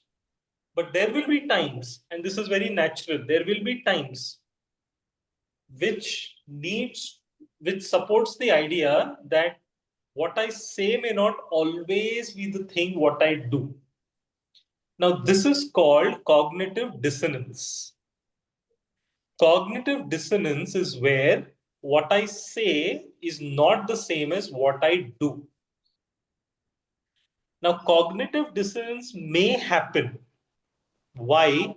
Because situations sometimes demand that what you say and what you do may be slightly different. But just be aware that when there is cognitive dissonance, and if there is high cognitive dissonance, it can lead to questions about transparency of the system as well as trust issues.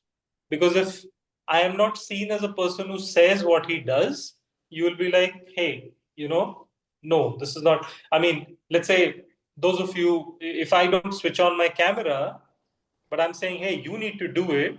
And if I don't do it and I keep giving some reason after the other, you'll be like, this guy's just saying it for the heck of it, right? So I need to say what I do. Now, when you transport this to an organization, and as HR especially, HR is the custodian of policies. It's very crucial that for HR to be seen as trustworthy, what you say in the policy needs to be what you do in practical application every day. Now, if the policy says 3 days people need to come to work, 2 days they can work from home.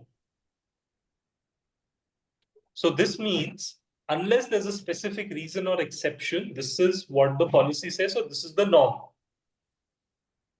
But let's say in your team, you randomly allow somebody to work from home 100% of the time. And the policy says no exceptions, for example. I'm sure there are exceptions, but let's say that policy says no exceptions. But here you're okay. Maybe in your mind, it is the case that this person has a medical issue, has some parental care, has some child care, genuine reasons. I'm not saying you've been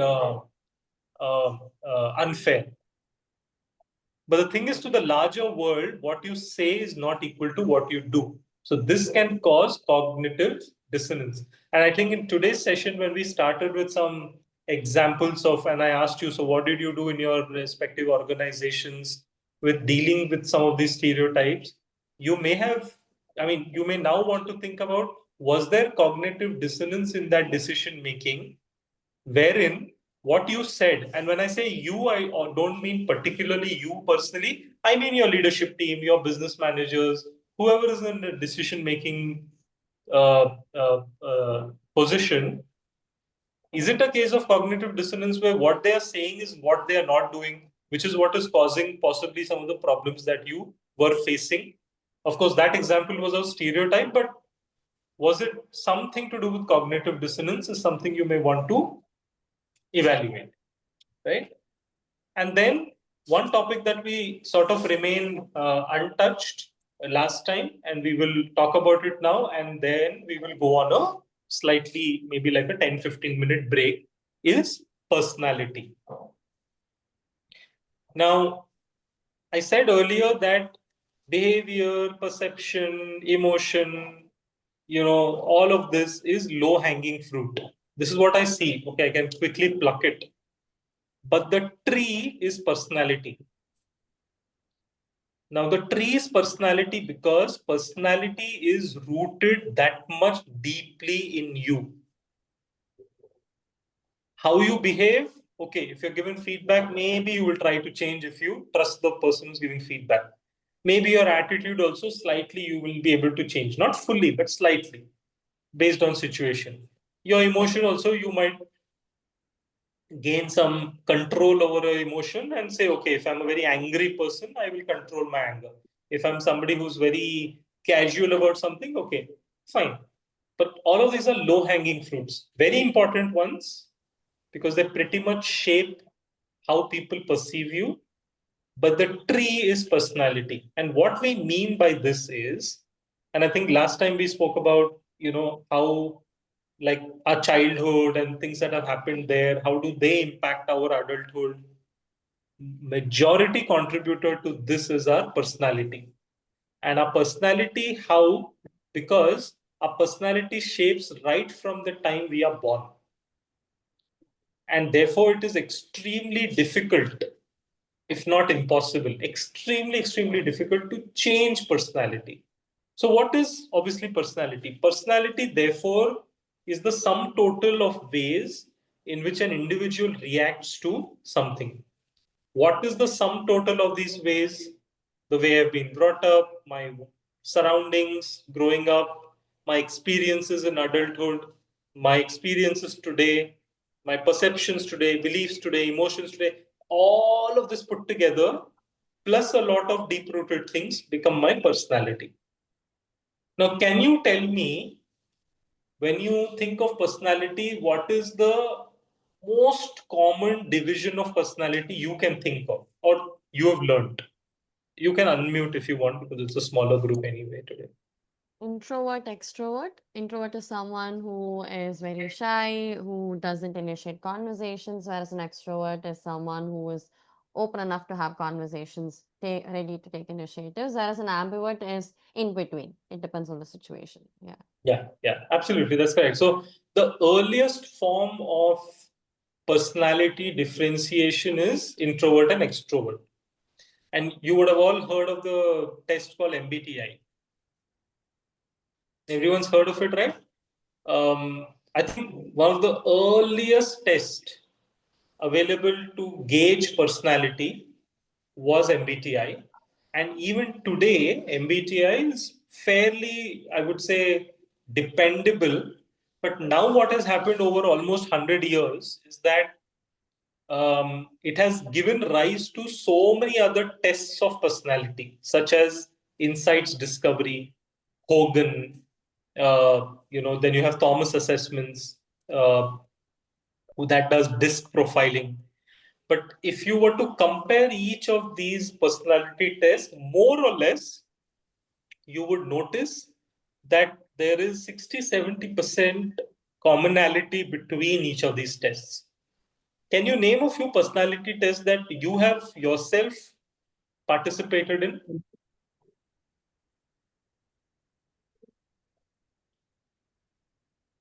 In DISC. You've done DISC, okay, Yeah. great.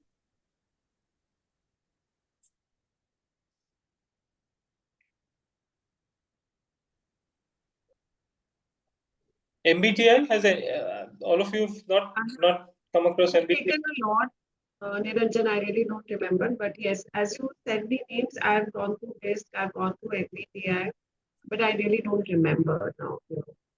Yeah. But Okay. like in MBTI, I remember I had some personality which was there for one person. I've taken one particular which had some 40 major, differentiations. I don't know whether it was MBTI or some other, but it had 40 major personality groups. Yeah, so in the past, over so many years, I've taken many, but really can't recollect much. Most L&D programs, most training programs these days, at the beginning, they put you through some kind of personality inventory, some kind. And now, like I said, MBTI is the earliest form that we know, introversion, extroversion, other concepts that we early know. But now, personality tests have gone into segregating people between, they give you 4 colors, green, blue, yellow, red. But and there are reports like insights test gives you a report that classifies you on green, blue, yellow, red. It is nothing but, in the DISC language, it talks of dominance, influence, compliance. So green typically is about, being this people friendly. Yellow is about being influential. Red is dominating. So if you want to compare all the personality tests, all of them have foundation in the concept of introversion, extroversion, because that's the basic differentiation that any personality can possibly have. And then, of course, ambivertism came because, again, that's the gray area where people said, hey, look, I don't want to be completely labeled introvert or extrovert. I'm somewhere in between. So, that came. But I still believe that you possibly cannot be 50% of introvert and extrovert exactly. That balance so far I have found hard to achieve. So you will be a little more introvert, and which is what makes you an introvert. But again, based on situation, the same introvert can step up to become an extrovert for that particular situation. Look, for example, a person who is absolutely incapable of being assertive or take a stand. Let's say that his or her dear one is trying to get admitted to a hospital and there's a lot of delay happening at the admission counter. You will see this person step up and say, okay, this needs to be done ASAP, do it right now, this is an emergency admission. So for a certain situation, we can become both, but our natural inclination is what personality is all about. Our natural inclination means, all things considered, there is absolutely nothing bothering me right now, no major event happening around me. It's a normal day. How do I behave? That is determined by my personality. Any thoughts I on? went to Belbin, some Belbin as the last one. Whatever last I had taken some 3-4 years back, it was some Belbin test. Belbin, yes. Belbin is also another personality test, yeah. But Belbin focuses more on your personality in a team and a lot of other. So Belbin is a team-based report. And a lot of others like DISC or, DISC and Insights and MBTI, all of them focus on the individual. Slight difference, but again, yeah. So I think when you talked about insights and colors, I remember going to some test which had, you had to select some patterns. What patterns, are feeling more catchy to you? So I don't really remember whether we were reviewing something to be introduced or I was really taking it for myself, but I remember kind of taking some pattern-based test also. Not sure if it was insights, but yeah, you're right. As L&D, when we introduce some programs, we try to, we try to see how we can integrate with some personality-based tests so that it gives an individual a fair idea about, how or who they are.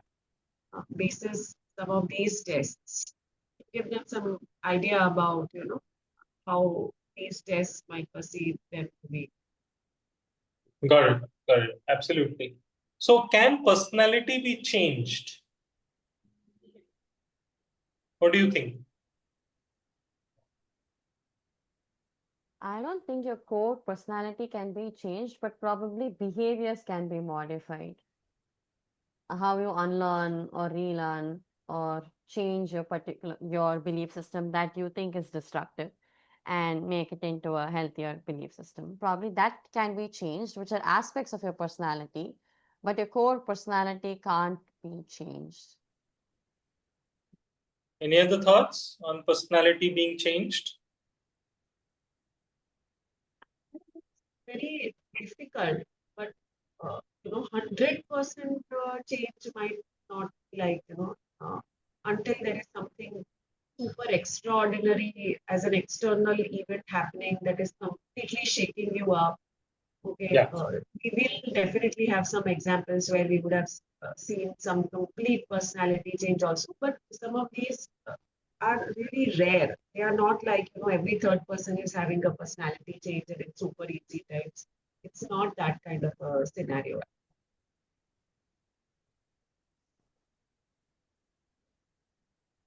So I think you both are right in the sense that it is very, very difficult to change personality. It's almost recommended that you don't try to change somebody's personality, or I mean, you can't change somebody else's, but even a person should not try to change his personality completely, because that would require undoing of so many things that have happened. However, research suggests that significant life events such as marriage, divorce, birth of a child, and death of a near one can change one's personality. Again, significantly changed, moderately changed, well, that's difficult to say. But these 4 life events can change personality of an individual for better or worse. Well, again, that depends, but it is possible for it to change under very, very stressful circumstances, or maybe extremely happy situations that just forced you to sort of change personality. And we see that happen sometimes, that we meet a friend after 10 years, 15 years gap, and they are completely different. And we're like, hey, this is not the person I knew, right? It is possible they might have gone through some significant life-changing events in those, in those years. But we do see that happen. Is it very common? Not really. Not everybody can do it. Not everybody needs to do it, more importantly. But equally true that it is easier to modify behaviors based on the situation. So which means that if I'm not a very talkative person, but my job now requires me to talk a lot, I may change my behavior as long as I am at the workplace. But once I'm back home, which is my comfort area, I will go back to my less talkative self. So my behavior can change depending on the situation. But again, if the situation is very stressful for me, then I will not remain in that situation forever, which means if I'm a less talkative person and my job requires me to talk a lot, at the end of the day, I'll feel so drained out that this modification of behavior will be a very difficult task for me. So therefore, even behavior change is as difficult as personality change. The only difference is that based on situation, I may choose to do so a little more easily. But if it causes stress, and that's where in organizational context, you will see a job and a person match is sometimes an issue. You hire a person and then you say he or she is a misfit. It is more to do with the fact that their behaviors are not aligned with the requirement of the job. I mean, take sales as an example. Sales typically requires a little bit of outgoing nature.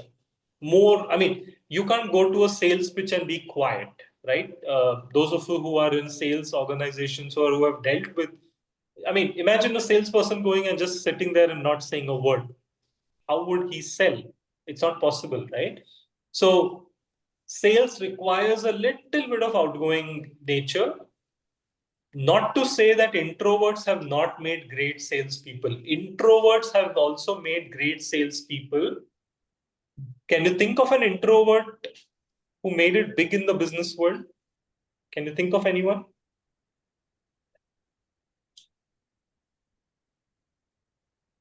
Steve Jobs is known to be an introvert, was known to be an introvert, yet he set up one of the most successful companies in the world.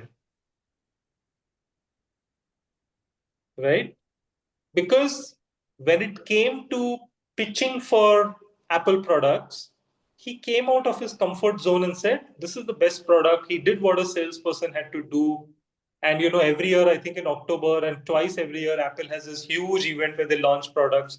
The Steve Jobs would be the one, like imagine an introvert standing in front of 1,000 people and talking about new products and telling them, hey, you need to buy these products. Takes a lot, right? But for that particular pitch, he would do that. But rest of the year, he's sitting in his room researching about what's the next best Apple product. So behaviors can be modified a little more frequently if the person chooses to. But if there is a mismatch with the job to be done and my behavior, it can cause a lot of stress. One of the reasons for job stress and burnout is that my behavior does not align with the job that I'm doing. And practically speaking, I cannot sustain myself in a job for too long if I have to change my behavior every day for that job. So therefore, it is very important that as recruiters, when we are evaluating people, which is why today recruitment process also has a lot of psychometric assessments inbuilt into it. It is to check well how eventually everybody can do the job. It's just that I may be able to do it faster than you because my behaviors are more aligned to it. That's the only difference. I may take 1 month, you may take 2 months. That's fine. But you can also do it. But the point is, in those 2 months, if you're going to feel burnt out, then there is a challenge. So between personality and behavior, this is one key difference that exists. But behaviors are low-hanging fruits, personality is the tree. So it is a lot more easier to use the low-hanging fruit, chop it off, remove it, whatever. But the tree, it is difficult to uproot and put it back in its place. So that's the difference in personality and behavior. Any questions? Then we can take a break in a couple of minutes.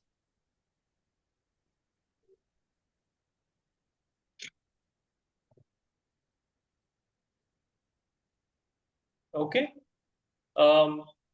So we will come back in 15 minutes. It's 11:25. So 11:40. Is it okay for us to come back? And then we will continue for an hour, take again a 2-minute adjustment break, and then we will close. So we will start with motivation in our next session. Thank you. Thank you.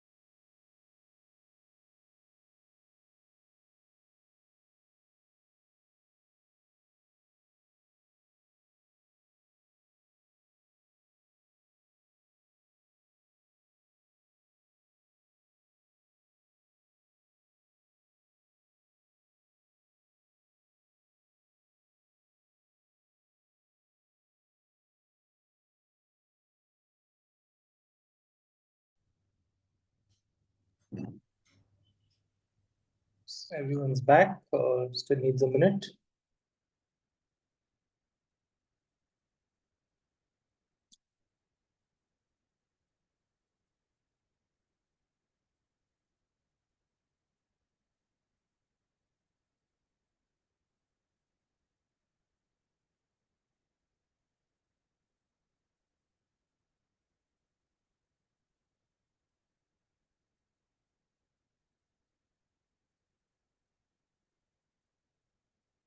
Recording in progress.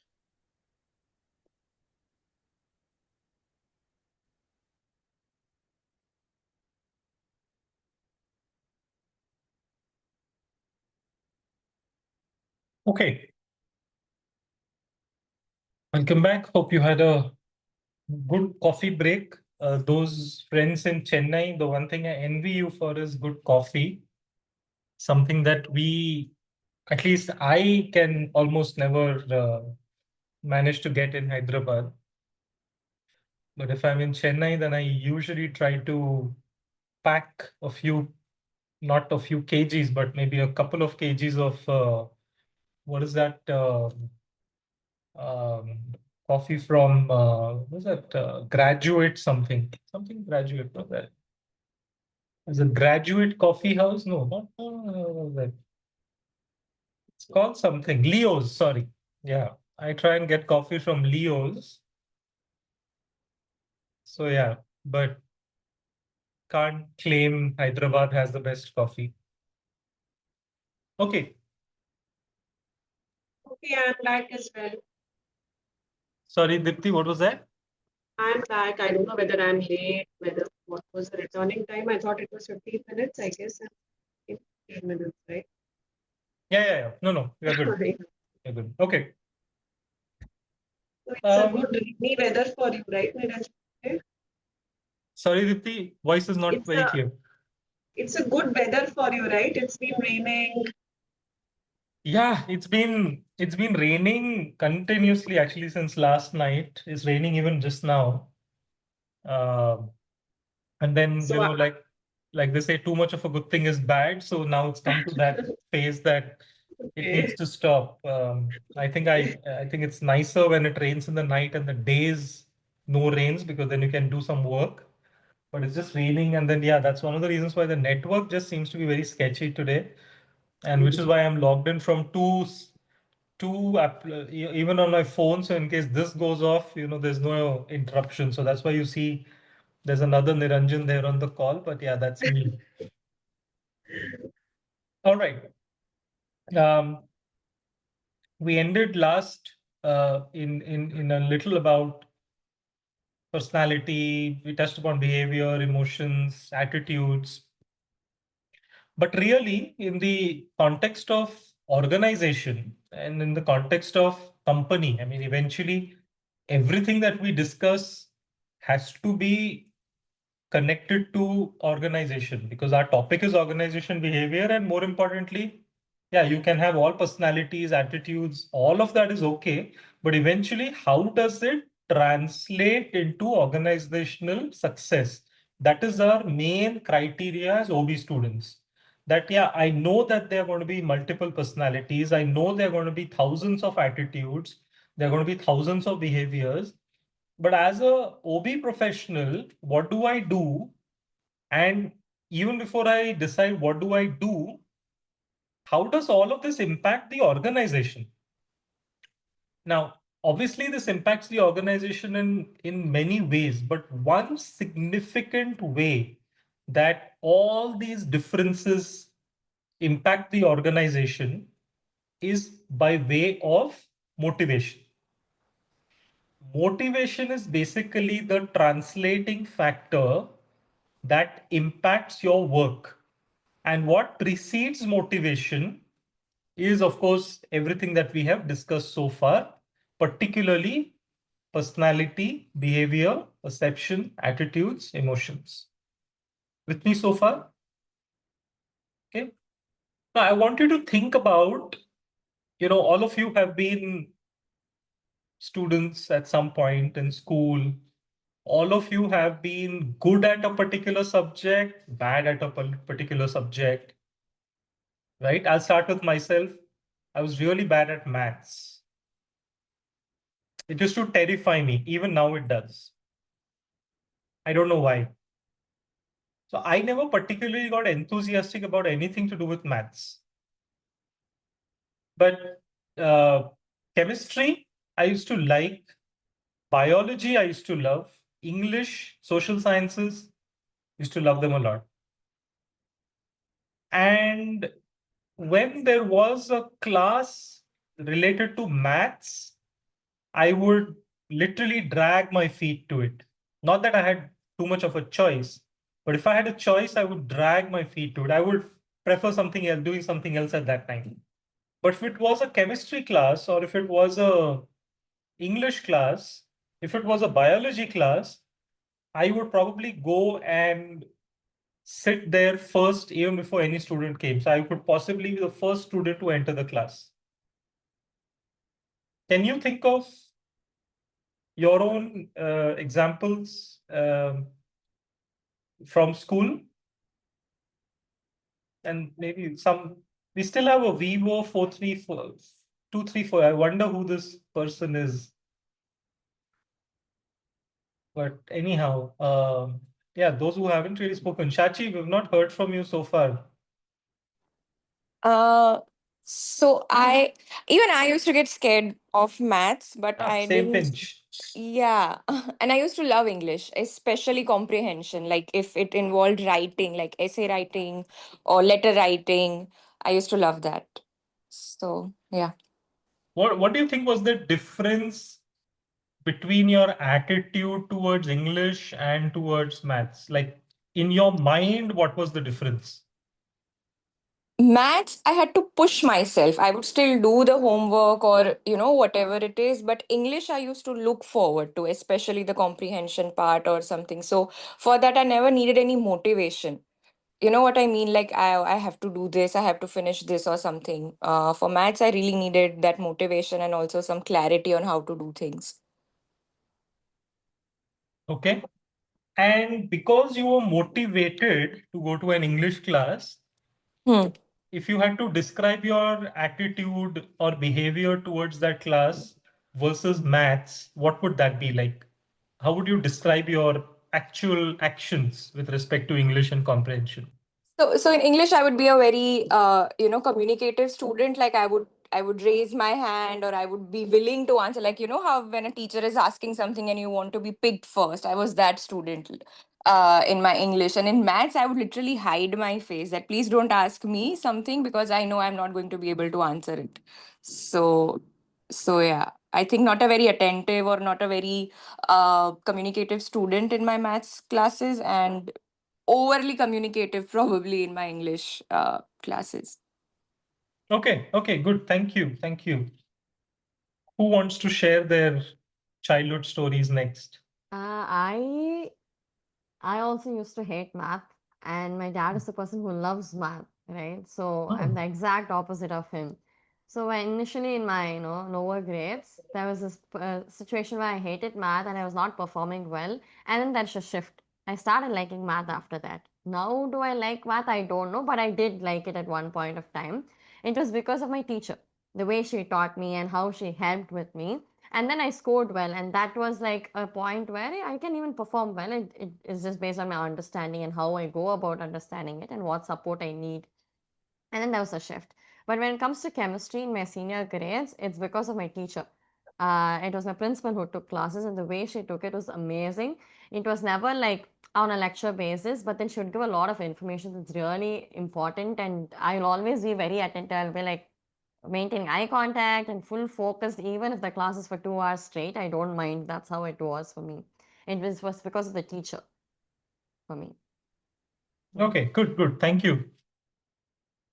Anyone else? I was attracted by my history teacher in my childhood. So she narrated the history with a lot of stories and incidents. So that made the subject more interesting, and always carry on and encouraging student and motivating some of the leaders and historians. So attach that, so it kind of complete kind of entertaining class sessions. So that made me more into that. Still I remember the teacher name, and that story is running around my mind. Ah, great, great. Thank you for sharing that. Anybody who likes maths here? I mean, the poor subject might be feeling bad today that all examples are this. Anybody who likes maths? No? No, I sir. mean, I like Max, sir. I like Max. ah, But thank comparatively, I'm good. I'm a little bit scared of that social science. Ah, Yeah, because it's a little dry subject, but we have to keep memorizing the years and the names of the what else, the king name, like and all. If in that period of 9th and 10th, after coming +1, +2, it's okay for me. Then in the period of 9th and 10th, I'm a little bit scared of social science, and it's very hard to me. so in your case, James, what was your attitude towards maths that made you feel attracted to it compared to Okay. social sciences, which said, it's a dry subject, but what kind of, in your mind, Okay. what happened with respect to why did you want to go to maths? Yeah, that before that, I'm telling for my son also, he is very good expert in maths, but he also don't like social science. But the same thing both of us having means with the social science, we have to write many essays. But for maths, it's a simply problem solving. If you keep memorizing the formula, then we can go it and finish it off within. We can score very easily comparatively to other subjects. If any spelling mistakes is there, they will cut off the marks for half a mark for a single spelling mistake in a 2 marks or 5 marks. But in a maths, there if you're memorizing the formulas, step by step we can go it and easily we can get the marks comparatively to other subjects. It's my thought. Maybe it may be different to others. Okay, very true. Incentives are a very key aspect of motivation. Yes. If you have incentive, reward, now, like you said, it was very easy to score. Now, cognitively, you may be attuned to maths, all of that is a different topic, but you found that the incentive of doing maths is higher compared to the incentive of doing social sciences. Right. Because your return on investment of attending a maths class was higher because you were getting better scores. So it was very obvious that if you had to spend an hour, you would possibly do that. And in some of our cases where, maths was such a, for me, it was always a terrifying thing. It was also because I scored less. So not only am I cognitively terrified of something like maths, it's also not giving me the required return on investment because I'm scoring less. Compared to biology or English or social sciences, where I put the same amount of effort, but I'm getting a higher reward, relatively speaking. So motivation is caused by a significant amount of incentive or rewards that you get. And the more instant they are, the better, which means, okay, I'm attending a class today, but I'm going to get the result after 1 year. I don't even know what will happen, but I'm attending a class today. Some of the intrinsic rewards are equally important. So the exam will happen 3 months later, final exam 1 year later. Yeah, that's a different issue. But what is the intrinsic reward of attending a maths class for you, which is that you're also understanding it. You are comprehending what the teacher is saying. That is a huge reward in a sense that your mind and what is being said is at the same level. So that's very intrinsic. Extrinsic will be you go give an exam, get 100 out of 100. Yeah, that is definitely there. And that plays on your mind. But in the moment, it is about this intrinsic reward. So let's look at some aspects related to motivation. Give me a second. I will start screen sharing.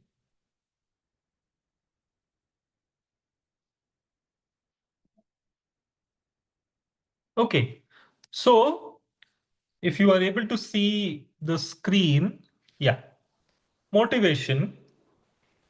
And I would like you to maybe just think about how you define motivation, just think about it mentally for now. We don't need to, share it with me right now. We'll come to that later because I prefer everybody being able to define concepts in their own way. So just think about it a bit, what motivation means to you. You can use your school example. You can use maybe a new example if you would like to, but do think about what it means to you. And then just look at whenever you felt motivated. So now just do this mental, mental exercise in your own space, that when you were motivated, how did it make you feel vis-a-vis when you felt that you had to be dragged into the situation?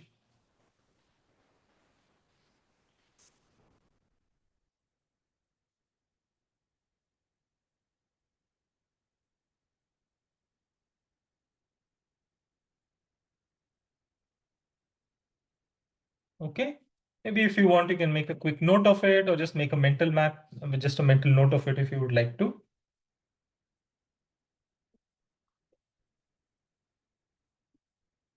So before we dwell into our own personal definitions, let's look at possibly, no, let's do it the other way around. And then we'll see that how some of the more scientific universal definitions align to what we are thinking. So what is your definition of motivation? What is motivation for you? Something that drives me to achieve what I wanted or what is the goal Okay. towards the goal. Yeah. Willing to act, give 100% on my actions. First of all, giving myself committed. Okay. For me, it is keep moving forward. Act of moving forward. Okay, yeah, go on. I'm just making notes as we speak so we can later do an alignment with what we will learn. For me, it's a energy. It's a boost when we are getting down, when we are slow down on the time. It may boost ourselves to go fast into the activities. Right? It's a goal-directed behavior.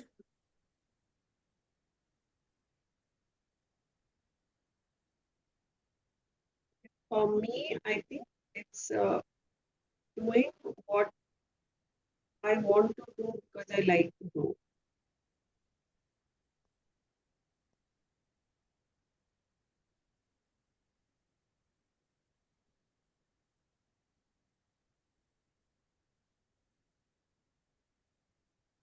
Nils, Kishore, well, Sachi, or if you want to type it out, that's also okay, in case you are not in a space to be able to speak.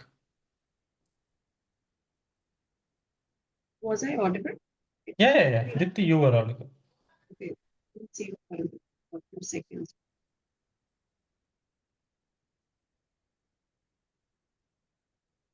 It can All be right. a reason for acting or behaving to achieve my goal or a particular task. Okay, bingo. Let's see what some of the research and what we already have says. Give me a second.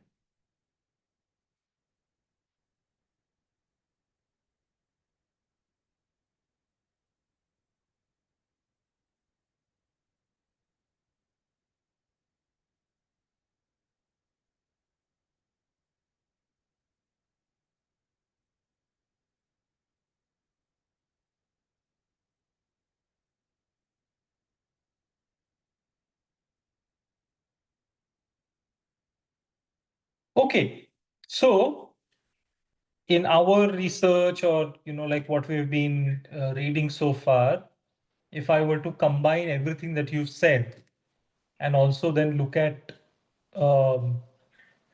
what research is saying. So motivation is basically a sum of all the processes that account for your IDP. And I'll disclose what IDP is, but maybe you can take some guesses too. Of the effort towards attaining a goal. So one of you, or I think two of you said, keep moving forward towards something. And you said goal-directed behavior. So we are already checking two boxes from what this group said, that motivation is the process that accounts for an individual's IDP of effort towards attaining a goal. All of us, or largely this group answers were definitely around the attaining of a goal. Now, guess what IDP is? And Sheena, I know you said individual development program. That definitely what IDP also is. But in the context of motivation, it is slightly different. So let's see from your own words or your own statements what IDP particularly means. So one of you said, giving 100% of myself. If you had to put that into one word, what would that be? Potential, Think more. commitment. When I get motivated, I see things clearly, and my brain activate more. In the sense, means it more interest towards the objective. Something happens in physically also and mentally also. No, That one word. Everything you said in one word. It's I right, think but what is clearly. that one word? I see things clearly. You see things clearly, okay. Inba, what were you saying before? Somebody said commitment. Potential. I said Potential, okay. Potential, commitment. Commitment, yes. But Dedication. when you're giving 100% of yourself, right? 100% of yourself, success is the outcome. So Sheena, success is what happens after you have achieved something. So you don't know. Right now you're at the starting point. You see the goal there. The goal is ahead of you. You need to drive from point A to point B, right? And 100% of yourself is needed to be given. So you said dedication, okay. What else? And so It improves our ability. the hint for you, obviously, is that you all said potential, determination, but the word starts from Perseverance? I. I. Okay, so that's a hint for you that the word starts from I, but all the words you're giving me are correct, are appropriate, but they don't begin with an I. What could that one word be with shows you giving 100% of yourself? And look at the emotion I'm showing here, right? That's the emotion. Intention? Interest. Intention? Intention is close, but not exact. Passionate. It doesn't begin with an I, but passionate is a synonym of the word that begins with I. Interest. Investment? No. Invested? No. It's okay. I'll give it out because we only have a 2-hour class left. It's intensity. Oh. Okay. So you were absolutely, so like I said, all the words you used were, like sister words of this word. Passionate, determination, dedicate, all of that. But the word, we are looking for is intensity. So motivation is the process that accounts for an individual's IDP of an effort towards attaining a goal. Individual intensity of effort. Okay. Now, one of you said, keep moving forward. Okay. You spoke about the fact that you cannot be stuck at one place. It has to keep moving forward. The word begins from D. And a second clue, you already said that word previously in the last 2 minutes. Determination. Absolutely. Mm. Motivation also is a combination of not just my intensity. Intensity means I want this 100%, you know, that it comes with closed fists and you're like, absolutely want it. Yes. But how determined are you? Yeah, you're very intense about it. You're very passionate about it. Okay. But how determined are you to get to that goal? Right? So I know that I need to get from point A to point B. Passion or intensity is to say, yes, I want to do it. I want to do it. I want to do it. But if I'm just going to be standing at one place and showing intensity and not moving forward, it doesn't make sense. I need to be determined enough to go take the first step and then move forward from there. Okay. Now, you also said that, you know, in I think previously when we were talking about school example, imagine you were very good at getting great scores in social sciences in your 5th class. And then in 6th class, you flunked social sciences. 7th class, again, you came at the top. 8th class, you flunked it again.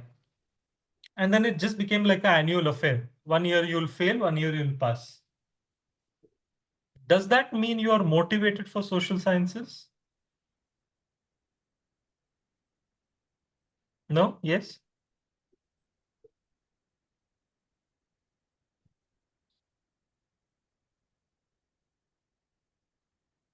What is the difference here? The word starts from P. Progress. No. Progress is that this year you got 90%, next year you'll get 95, then you'll get 98, then you'll get 100. That's progress. But this year you got 90%, next year you got 30%. Then again you got 90%, then you got 30%. Persistence. Absolutely. Perfect. So motivation has an angle of persistence too, which means when you say you're motivated to do something, you need to be able to do it persistently. It cannot be a one-off affair. One-off thing cannot be motivation. So to refresh, motivation is the process that accounts for the individuals, that is your intensity, determination, and persistence. If one of these is weak, then maybe the motivation may not be that strong. It will be equally weak. For instance, you want to go from point A to point B, very intense about it, that yes, I want it. You take the first step, you take the second step, you take the third step. You drive for a couple of steps and then you stop. Is that being motivated? Right? So motivation needs to have these three combinations. So therefore, as we said, intensity, direction, and persistence. Direction, determination. Direction is not like physical direction we are talking about. We are talking about how determined are you to go on that path. So intensity is how hard you want to achieve the goal.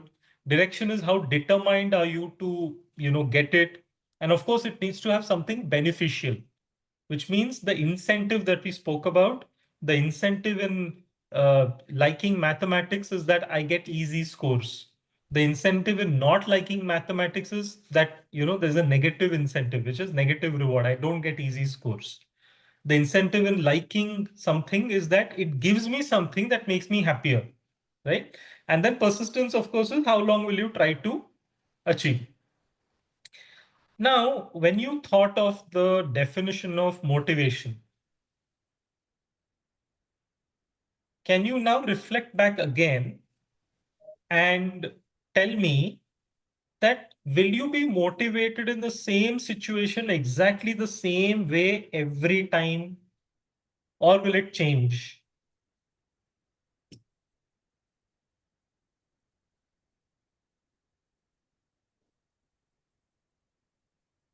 So you're motivated today to attend this class, let me assume. Will you be as motivated exactly, say, next Saturday under the same timing? Maybe, maybe not. Because your motivation is determined significantly by your situation around you also.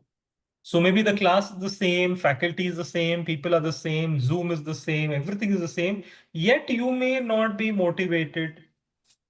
Person is the same, everything is the same. But what has changed?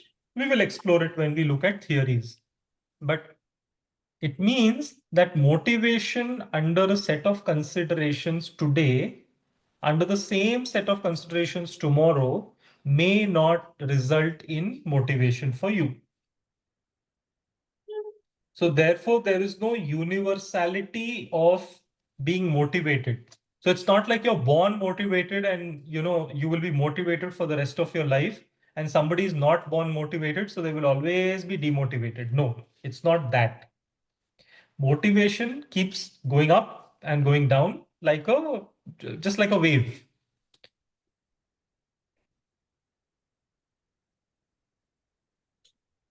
With me so far? Yes. Right? So individual to individual also motivation changes. Situation to situation also individual changes. In the example that some of you gave, the teacher motivated you. You said you were attracted to history because the teacher motivated you. One of you said that the teacher motivated you to like maths, right? So you had an external influence, but there are so many other teachers in the school. So why is it that, let's say, I did not feel motivated by my maths teacher? Nothing wrong with the teacher. The same teacher was able to motivate individual A, B, C, D. But the same teacher is not able to motivate E, F, G, H. Right? Similarly, in the same situation, it's raining right now, like I told you, right? If I did not have this class to take, and let's say if it was just another holiday, like say a Sunday or something, I could have two sets of motivations. Motivation A could be, let's take the car out and go on a long drive. Motivation B could be, I'm feeling too lazy, I just want to ease it out, I will stay at home. The situation of rain is the same, but the impact it has on me is very different. I could do A or B. Correct? Now, when you transport this into an organization, and now when you link it to the fact that you have, Dipti is distracting me with ideas of food and drink beverages right now when it's raining, but I shall not be motivated with that, Dipti, right now, but maybe after the class, absolutely yes. So you have employees in the organization that come with different perceptions, different attitudes, different beliefs. Now, if you were to take all of this into combination and then say, how do I motivate these people? Because a person who fundamentally believes that, for example, I mean, if I were to take the example of, attitude or perception, an individual who has a perception that the company needs to pay him fairly for him to do a good job, and that's the employee's perception that fair pay equals to good performance. If that's my belief or my, versus an employee who feels that if my job is interesting, then I will put in good performance. So you have two employees. with two varying beliefs about what good performance is. One believes in fair pay, the other believes in a good job satisfaction. And both are saying, if we get this, we will do a good job. I mean, we will be able to perform better. So now how are you as an HR manager going to motivate both these individuals based on what they believe in? It's not about what you believe in. It's not about what the company believes in. It's about what they believe in, because unless you tap into their motivation level, you will not be able to extract good performance out of them. If you were to offer an excellent pay to the second person, he'll be like, I don't care. My job is so boring. I cannot perform. You pay me double the salary, it doesn't matter to me. And to the first person, you send him on business travel, training programs, give him everything in the world. But you say, sorry, boss, I can only pay you at 50% of the market. I can't pay you more than that. He'll like, I don't care. So how do you tap in as HR managers when you're building your policies, your pay programs, or how do you tap into the individual's motivation is what we will discuss in some of the early and modern theories. Today, we will focus mainly on the early theories. And then in our next session, we will do modern theories, and then let's see how it goes. Up to the theory part, up to the theories part, which we will now get into. Any questions? Any thoughts on motivation?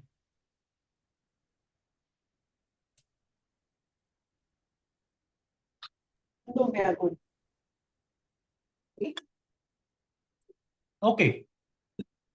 So just to refresh,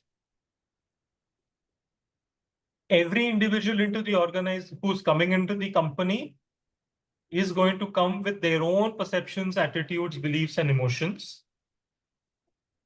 All of these factors determine how motivated they are, or all of these factors will determine what their motivation comes from. It could be external, it could be internal, it could be a combination of both, it could, right? And as HR managers, you are going to be tasked with designing programs, designing policies, designing organization structures that tap into this motivation. Because if you don't tap into the motivation, then you will have a bunch of demotivated employees. And if you have demotivated employees, that means that the organization is not going to succeed very much. Now, how to tap into somebody's motivation comes from some of the early and modern theories. But one of the earliest theory is that of Maslow's. So let me ask you to look at this triangle and tell me, what does it tell you?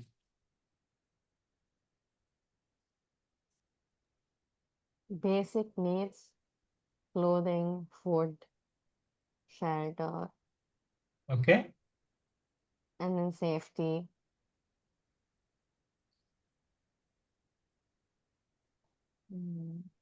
Food, clothing. So why is food, clothing at the bottom, or is it just because I did not have space? Basic needs, they are the basic needs. Basic as in basic to whom? Need survive, like need Yeah, to survive. survival. Okay. Others?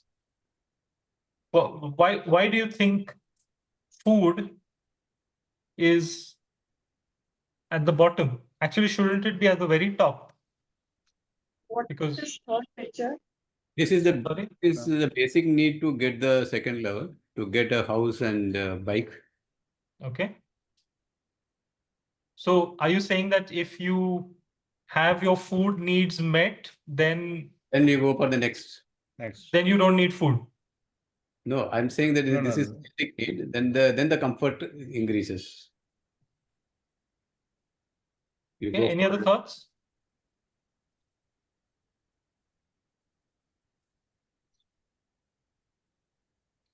Survival is more important to achieve those things. there'll be no meaning to next level until you have this. I mean, you have a very good house to say, but you have no food to eat, you're starving to death, then the house makes no sense. So you're right. We'll just put some nuances to this now. The hierarchy of needs. What is the third one? That Rangoli. Yeah, horizontal lines. The self-actualization, right? Yeah, Looks like some I tests on that. I couldn't find a better image for self-actualization. So when I Oh, asked God. Google self-actualization, it gave me something like this, which is infinity. Like something that is holistic 360 degrees. So yeah, but I like Rama when he said Rangoli, like he just like said it the way it should be, that yeah, it's a Rangoli. So you are right that this triangle represents what we call the hierarchy of needs, which means the first level where you see an apple, clothing, books. Books are something that I have been thinking now have become a basic necessity. Earlier, they were slightly in the above order at a point when education was not that freely available. Today, education has become a basic necessity and a basic right also. So therefore, I have put book also in my own version of the hierarchy of needs. Now, the hierarchy of needs by all measures is the oldest theory of motivation. One of the oldest, I would say, but in many ways, I would say what we think today in motivation, most foundation lies in the hierarchy of needs. It's a very logical, very popular sort of theory. What this does, and like most of you correctly identified, it says that all people have needs in a certain hierarchy. So especially when you're born, you don't care so much about anything else apart from being fed on time. As you grow up, what you really again want is food, but now then you're interested in a little bit of nice clothing, education, etc. So at a basic physiological level, at a basic psychological level, your first level of needs are related to food, clothing, education. Now, like I said, everything that we believe is very basic to our living. When these needs are sufficiently met, now it does not mean that we will be eating food for the whole of our life. But these needs need to be sufficiently met on a daily basis for the rest of our lives. So much so that these basic needs become almost like, taken for granted. That of course there will be food on the table. That of course clothing will be there. That of course when it's warm, I will have cool clothing. When it's hot, when it's winter, I will have warm clothing. These are when it becomes matters of course and not a question of if, right? Then you can say that my basic necessities are being met. It's not have been met, are being met. Then our mind turns to the next level, which is to do with social security, esteem, achievement, So things like you have a hobby, you want to read a lot of books, it gives you a sense of happiness. That happens later, but you don't start with those basic needs. If the basic needs are not being met, you will find that you are not as interested in the next level, which is pursuing hobbies. So if you were to talk to, let's say, let's say those of you who employ domestic help at home, ask them, hey, do you go and watch movies? Do your children have these hobbies, this and that? They'll be like, oh, there's no time only for that. Effectively, the basic needs are itself not being met by a certain level of society. So then all these things of hobbies and pursuing things for self-esteem, which is for your own intrinsic happiness, right? And of course, your social security, not the physical security at home, but the social security, which is I've got friends outside, I've got acquaintances outside, I'm being appreciated. There is this sense of security I get that happens at the next level. Now, when all of that also is being met, then you have time for things like spirituality, self-actualization, where now you're taking it to the next level, saying, okay, my basic needs are being met continuously. Then my social security, I've been appreciated, my esteem has been empowered, all of that. Now you take it to the next level and say, there is this, there's a larger meaning to life. I need to contribute to it. So maybe spirituality comes in there, etc., etc. Right? So the hierarchy of needs focuses on something called lower order needs versus higher order needs. Lower order needs are things like the basic needs. Lower order does not mean less important. It's just that they are in the big scheme of things in the lower order. And generally speaking, lower order needs will be fulfilled by external factors. So when you want food, when you want clothing and all of that, you're going to depend on someone or something to get it, right? I mean, you want to eat, then in most cases, it's going to be, your parent who is going to be responsible to be the primary caregiver. So and if that primary caregiver is not doing his or her job of feeding you, especially when you're a child or very fully dependent, your need will be unmet. So therefore, lower order needs are those that are dependent on others for fulfillment to a large extent. Okay. Higher order needs, and as you go up the triangle, are things like self-actualization, to some extent, maybe being able to pursue a hobby. It's half enough, but those are focused internally. So I have to look within myself to be able to achieve the higher order needs. They cannot be fulfilled by somebody else. Of course, like with any theory, but yeah, sorry, just to conclude on this. So on the hierarchy of needs, it's also very easy to understand because it's very easy to say, these are my basic needs, these are my higher level, and this is the highest level. The only thing is, and maybe this happened due to lack of technology at that time or whatever, but there was not a lot of substantive evidence that hierarchy of needs is absolutely valid. But that brings me to a point generally about theories or any kind of theory.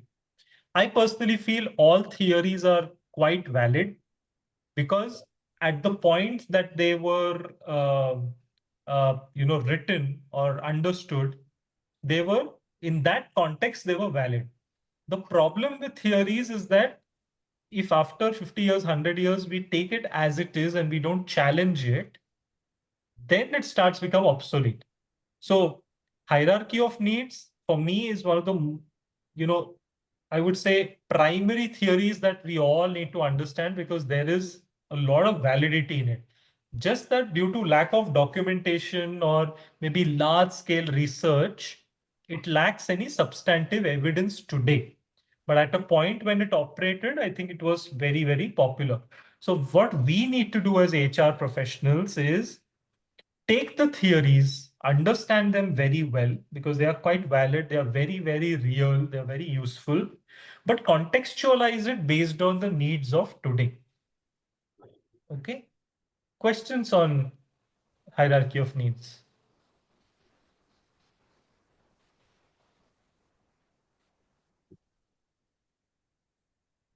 Done. Yeah, Niranjan, this when we are talking about the hierarchy of needs, so what about the other side of the human emotions? Like, we also motivated to follow, bad leaders also sometimes.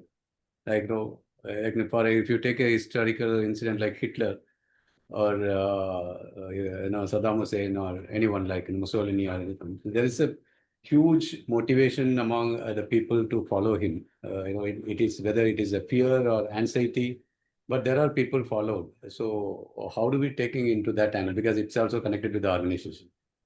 Absolutely. And I think you use this word fear. Security is the opposite of fear, correct? So one of the reasons people like Hitler, let's say, had a following, or people were motivated to do things for him which are almost unspeakable today, is because it hit their requirement of security very badly. Because if they did not adhere to what he was asking them to do, they would be killed in the gas chamber. Right? So the motivation theory on the opposite side also works, that if my security is being challenged, if my ability to consume food is being challenged, then the responses of flight or fight will come into play, right? So in the example you are giving in Germany back then, the people who chose to fight maybe fought, they did what they had to do, and then we have these really bad stories of the gas chambers and all being used. Yeah. And the second thing is that the same kind of, it affects the morality of the people also. Today's scenario also, people vote for freebies. They are motivated to, select a wrong decision sometimes. So Yeah, motivation is to be in the right manner. That's what I'm saying. absolutely. So if I am operating out of fear and not out of the love of security, am I here today because I feel secure, or am I here today because I'm fearful? Determines how long I will go in this process. The persistence that we spoke about here, this one, right? If I'm operating in fear, how long do you think I will be persistent? Not too long. So therefore, operating out of fear will invariably affect my motivation level in the short run. So I may start off with a bang, but I will not be able to continue for too long, which means motivation will fail anyway. With me? Yep. Yes. Take the example of a group, especially project teams, right? In fact, Rama, you could also, because something you shared earlier, that you work in an environment that organizes a lot of events and film. When you kickstart a project, that okay, you have an event a month from now, you kickstart with a group of people, I'm assuming. Closer to the event, you will see that the level of motivation is not the same that it was on day one. Right? It is possible that the motivation has dipped somewhere in between due to a variety of reasons. Does that happen? Yeah, it happens sometimes.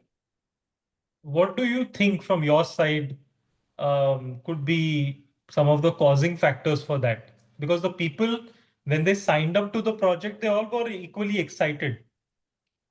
But does it have to do with one of these things? That maybe the intensity went down, maybe the direction went down, or maybe they were just not being persistent. They are not able to cope up with the pressure when it start building up, when it goes to the near to the event. Correct. I'm having little alternate thoughts. So when you stated some examples, sometimes I feel that people in here may have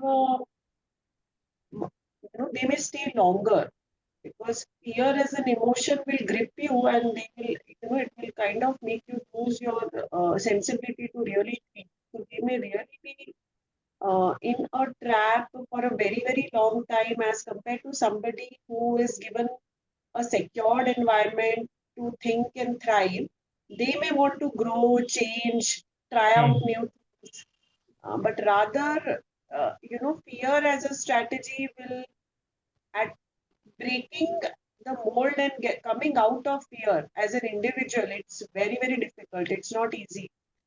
You really need a mindful mind to recognize your own pattern that you are currently gripped in fear, and world is larger than what you are currently thinking. So I think fear works as a better strategy to make people thrive little longer, maybe, rather than. So people may not be happy, okay? They may not be happy, but they may continue, especially in based things, for a little longer time. That is one view. Okay, like I said, it's not that people may be very happy or they may feel positive. So all that is very debatable, but that is also one view, because I've seen such strategies also being worked out at certain levels. And Niranjan, this is also the other side also. One is that they are afraid of Hitler and they followed him. We can take it in the second side also. No, they feel more strong, and they might have feel that Hitler is going to win certain to their life. So that could also be possible because they never thought that they are going to defeat it in the Second World War. So the followers, because they motivated to follow him because they thought that he is the future. So let me address what Dipti was saying, that fear as a motivator, whether it will last. I mean, whether it's not a motivator, but it's some strategy, I would say. Definitely motivation, internal, it may, this is like fear could be external as a factor. I mean, the generator of a fear would be an external factor. What you create internally is an emotion. Can you think of an example? Maybe we can quickly use it for a discussion, because I think it's an interesting point you make there. But can you think of a real life example for someone being driven by fear?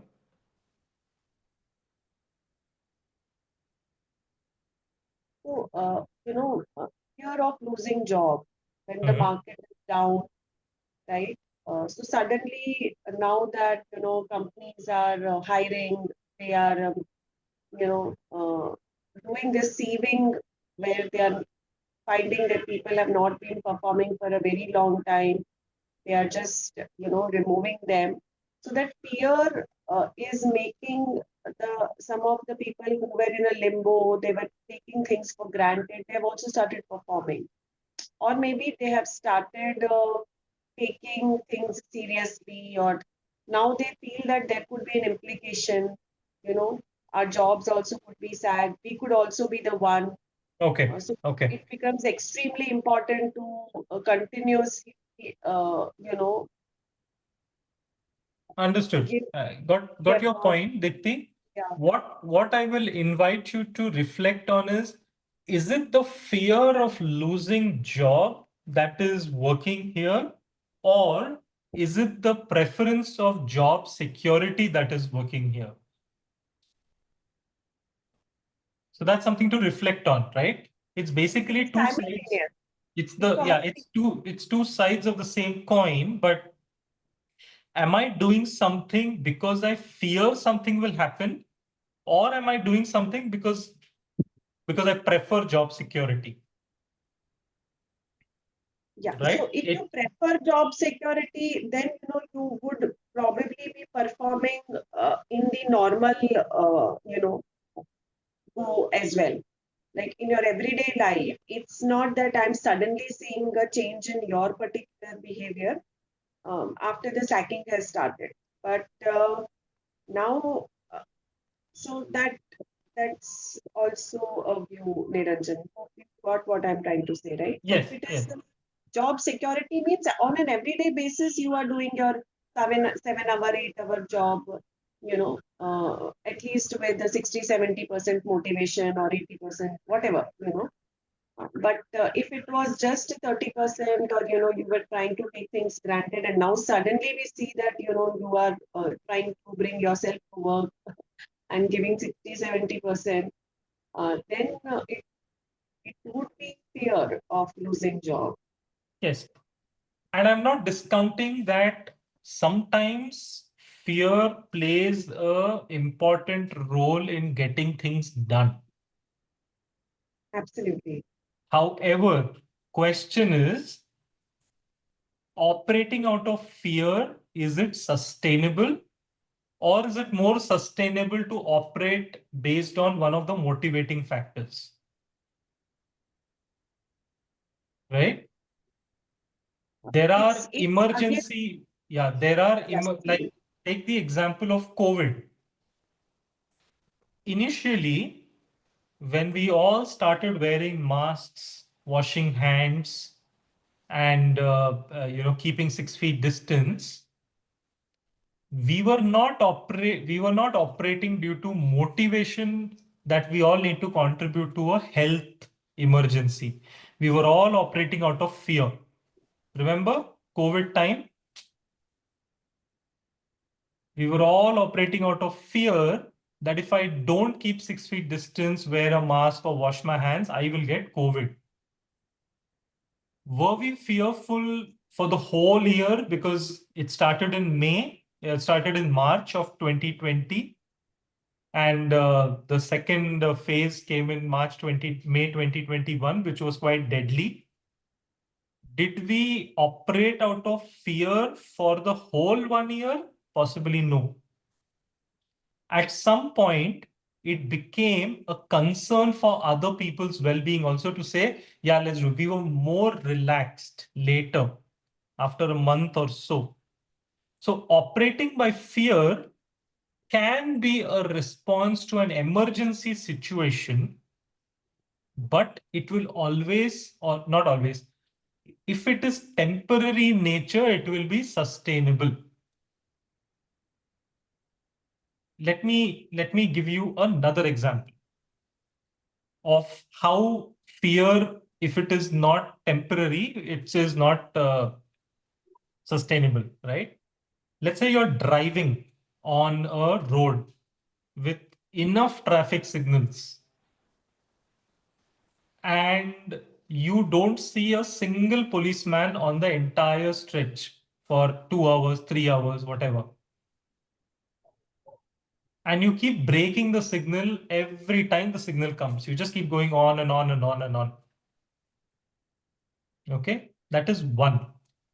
Then let's say you have a policeman, standing at the, signal, and you stop the first time because you are fearing the law that if I don't stop, he will catch me.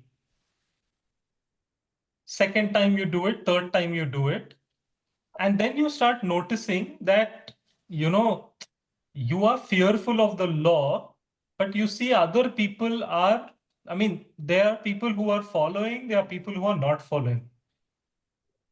When you come to the fourth or the fifth or the sixth signal, by then you're like, okay, let me try to break the signal. You do it, you're successful. You do it the sixth time, seventh time. You're still having some bit of fear, but slowly now what has happened is what started initially as respect for the law or fear of the law eventually started translating to it's okay, nobody's watching, so I'll see when somebody watches. But your fear got diluted, it was not sustainable. Comparatively, if you are a citizen who abides by rules because you appreciate security, because you appreciate that rules are meant for everybody's benefit, whether there's a policeman or not, you will be motivated to stop on your own, start on your own, whenever the signal is red or green. Correct?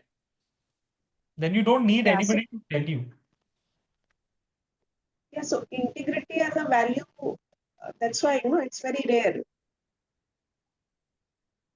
No, integrity, you're right, it's rare. But what I'm trying to say is, in the traffic signal example, if your motivation is fear, you will, or not motivation, if your approach is going to be based on fear, you will see that after a while, you will either ignore the fear and move forward and do something unsafe, or you will do it as long as there's a policeman there.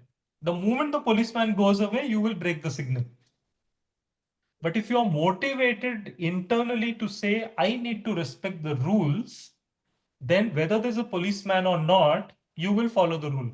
So typically you see in most cities after 9 o'clock or 10 o'clock in the night, the signals are running by themselves, but there's no policeman because anyway there's no traffic. So then it's totally up to you. You have to check left, right, straight here and make a call. But if you're the law abiding kind of person, you'll be like, it's okay. If I have to wait for 30 seconds, I'll wait for 30 seconds. But the moment I'm operating out of fear, because there's no policeman, and policeman or CCTV is the one that I fear. If they are not there, then I'll be like, I'll break the law. How does it matter? Maybe it doesn't cause accident. Okay, let's not go to that extreme. But the fact that I am operating out of fear will mean that it is not sustainable as long as the person who exercises that fear goes away. So I agree to what you say in this situation, Niranjan, but I also feel that the first point, operating out of fear or not, is more towards more driven from motivation. The second, when you are thinking that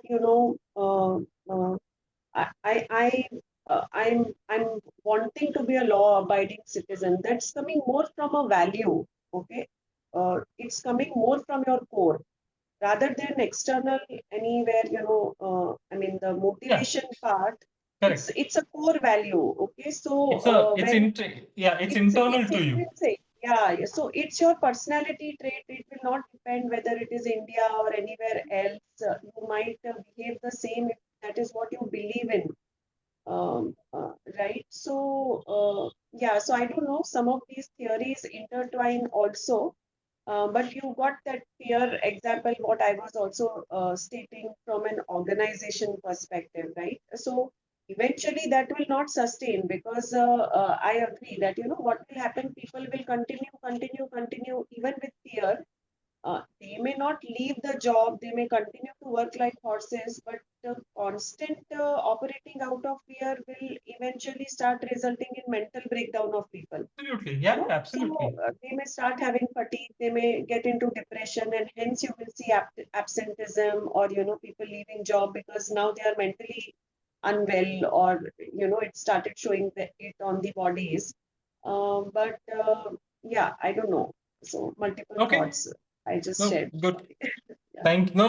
Great.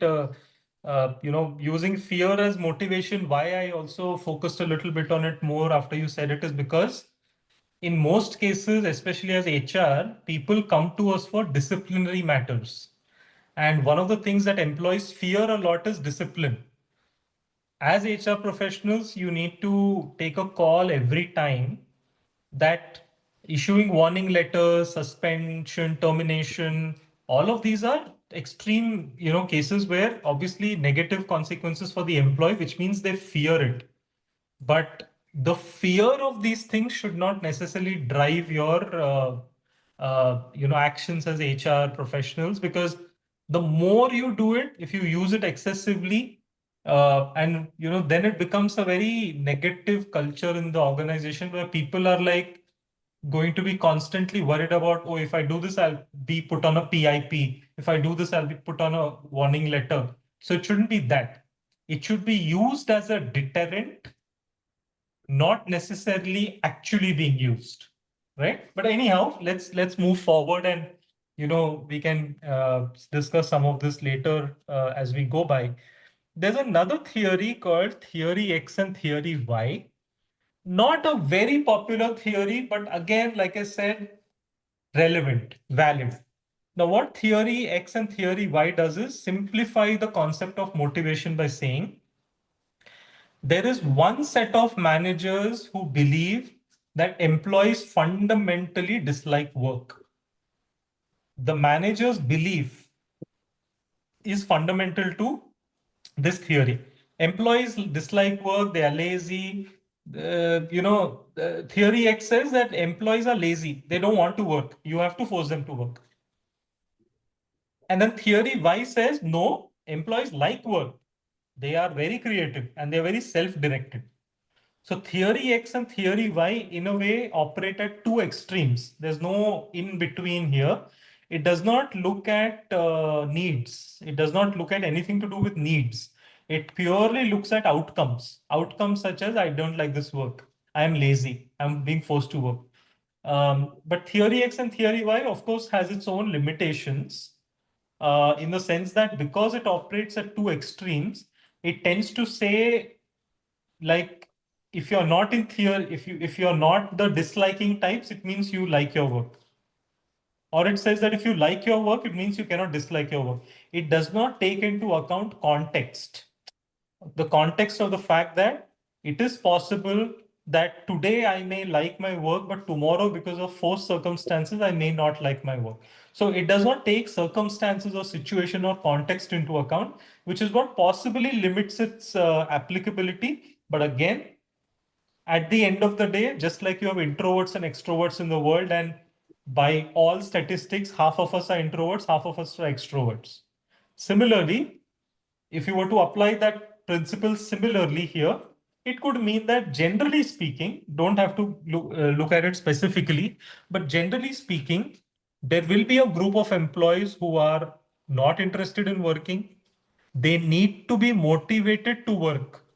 Then there's a group of employees who like working and they can be left to themselves. But what theory X and theory Y misses is that if you leave people to themselves, it can sometimes translate to dislike of work. And if you focus your attention and training programs on the theory X employees, it can mean that they can become people who dislike. So it's not absolute. It's not that once you dislike your work, which means you will forever dislike the work. So basically theory X and theory Y operates on a linear, this thing which says either you like your work or you dislike your work, right? Again, theories are theories. You need to take it with what they have brought into as a concept and contextualize it.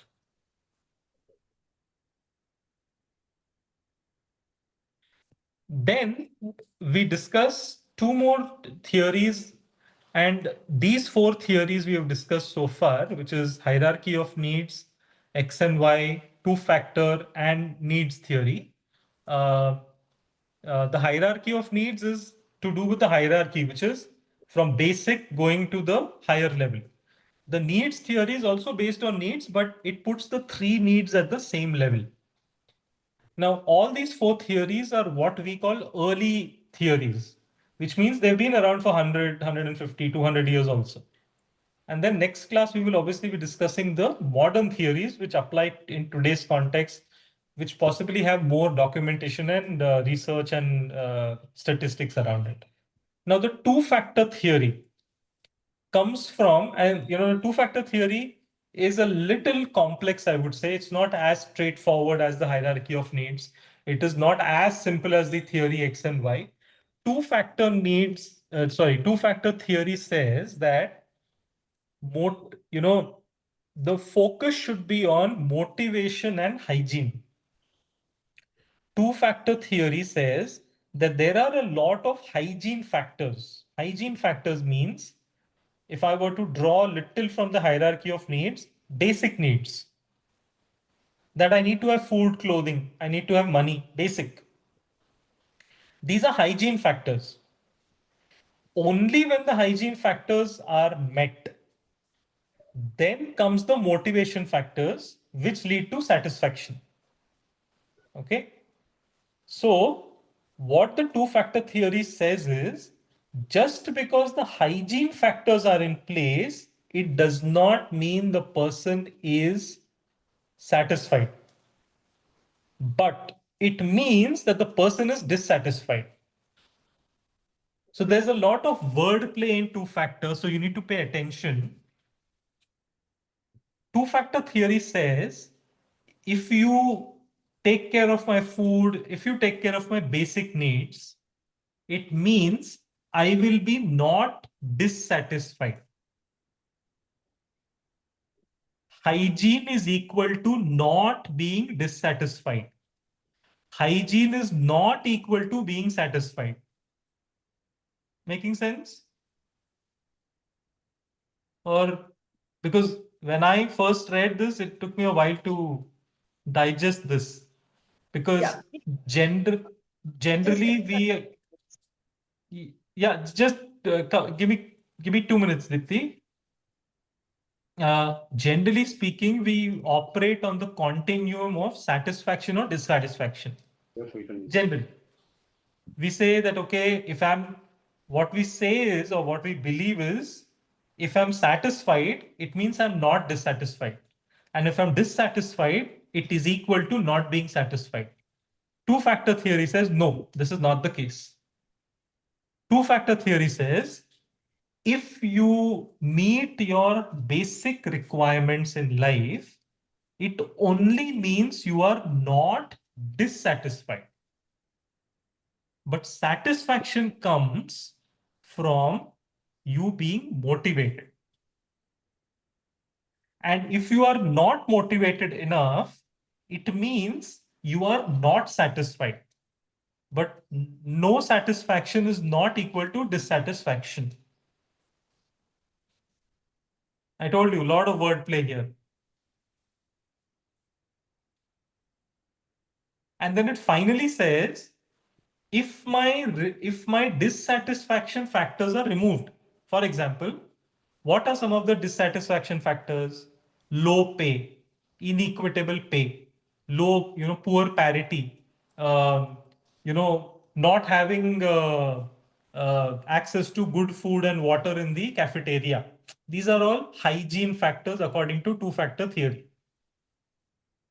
Niranjan, I'm sorry to interrupt you. I wanted to go a little slow. Okay. All right. Okay, so because these words, you give us some 2-3 seconds time to absorb the statement that you are speaking. Okay. Because now I'm totally confused, but initially I was getting what you were telling, but at some point I felt you went so fast that it was difficult for brain to really, register the right difference. Agree. No. I will repeat it, because two-factor theory, just like hierarchy of needs, is very relevant even today, I personally feel. And of course, I will leave that to each of you, and that's going to be homework for you, that think about which is relevant. So I will repeat it again, so no issues at all. And let me try and, kind of go slow this time. So sorry if I went too fast. I wanted to start from the statement wherein you said hygiene is equals to not being satisfied. And then you said something else which I really couldn't catch up. Okay, all right. So I'll start. Let me restart it, and I'll try and go slow this time. So two-factor theory basically talks about two factors that lead to employee happiness at the workplace. One, it says motivation. And then it talks about motivation in detail.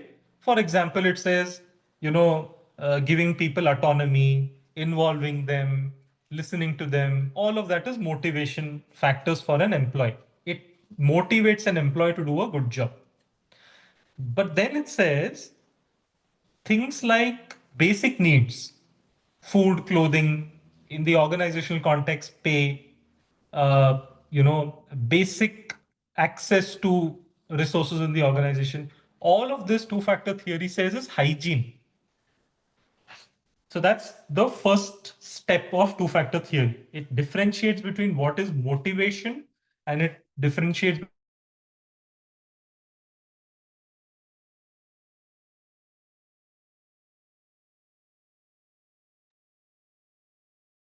Yeah, sorry.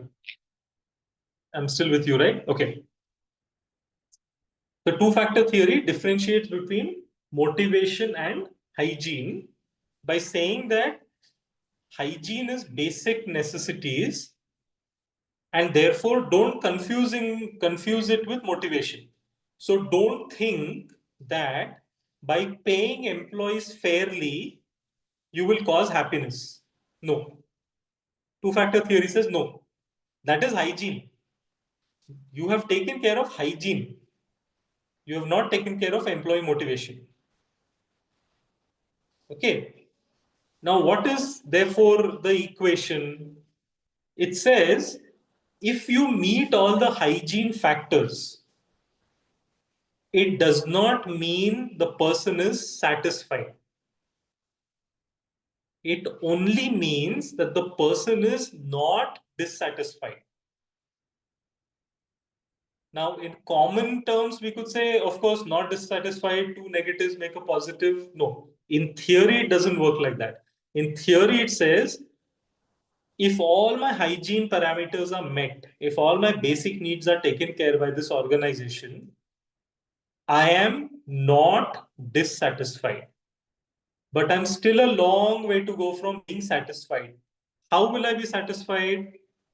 By making sure that my job is interesting enough, by making sure my manager talks to me nicely, by making sure I'm involved in decision making, all of that. Similarly, job, when you remove all the dissatisfaction factors, access, pay, all that it does is it only makes me not dissatisfied, but it is not equal to saying my job is satisfying. My job will be satisfying when truly the nature of my job is such that it makes it satisfying, like autonomy, involvement, learning and development, and all of that.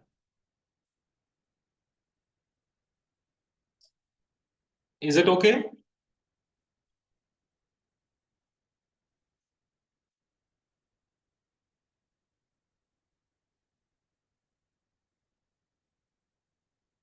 With me, or is it? So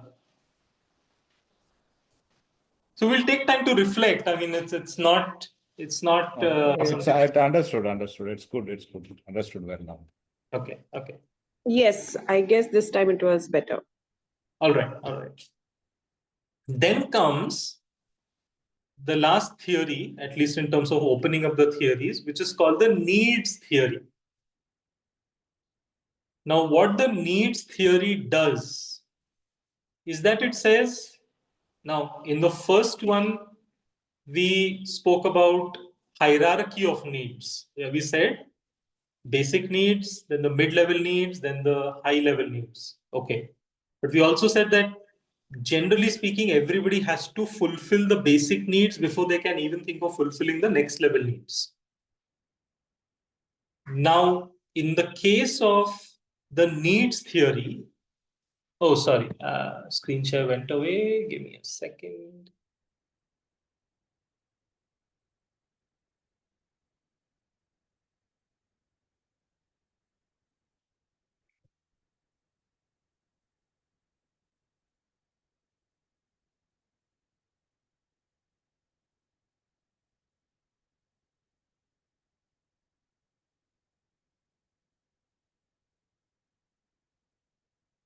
Yeah, it should be up in a second. Recording in progress.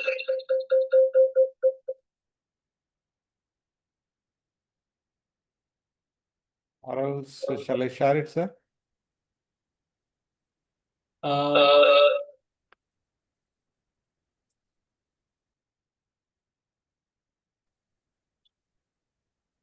Yeah, I think now it should be up.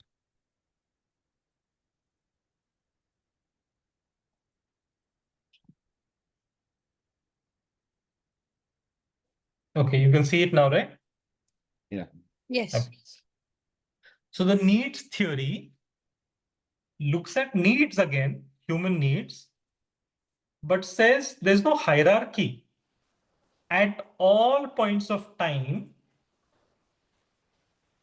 you are looking at achievement, power, and affiliation as your three needs at all times.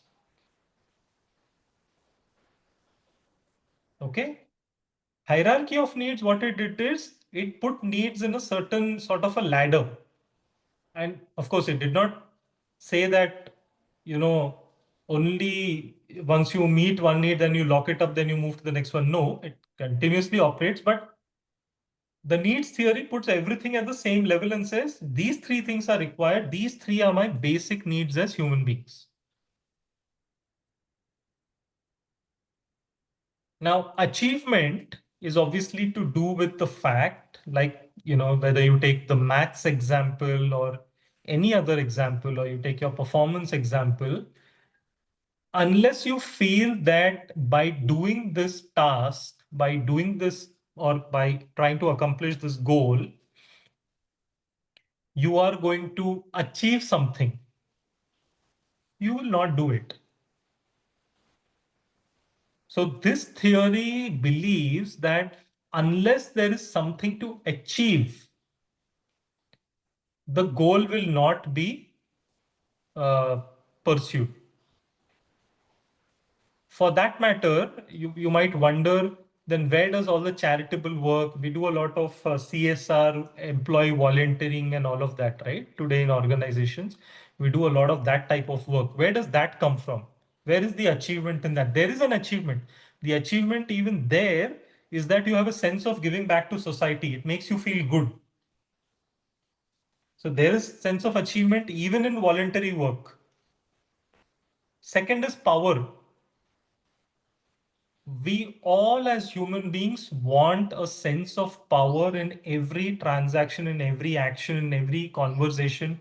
We want to feel that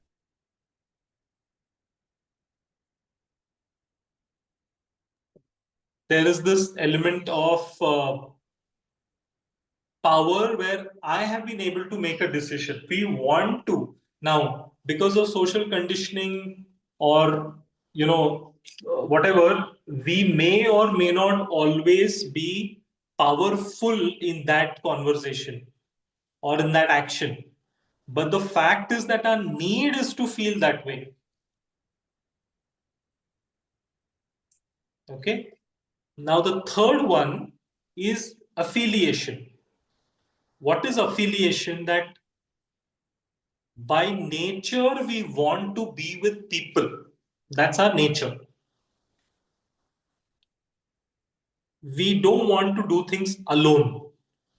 We prefer to do it in the company of others by nature. It may, now when you combine needs theory with the hierarchy of needs, it's something to do with that element that expects self-esteem. Because when I do it with you, maybe you'll appreciate me. Maybe I will appreciate you. Maybe you'll smile at me. Maybe you'll clap. So maybe it feeds. So all these theories, somewhere there would be an interlinkage, but needs theory in particular looks at the need to achieve, the need to have power, and the need to affiliate. Okay? Does affiliation mean a sense of belongingness?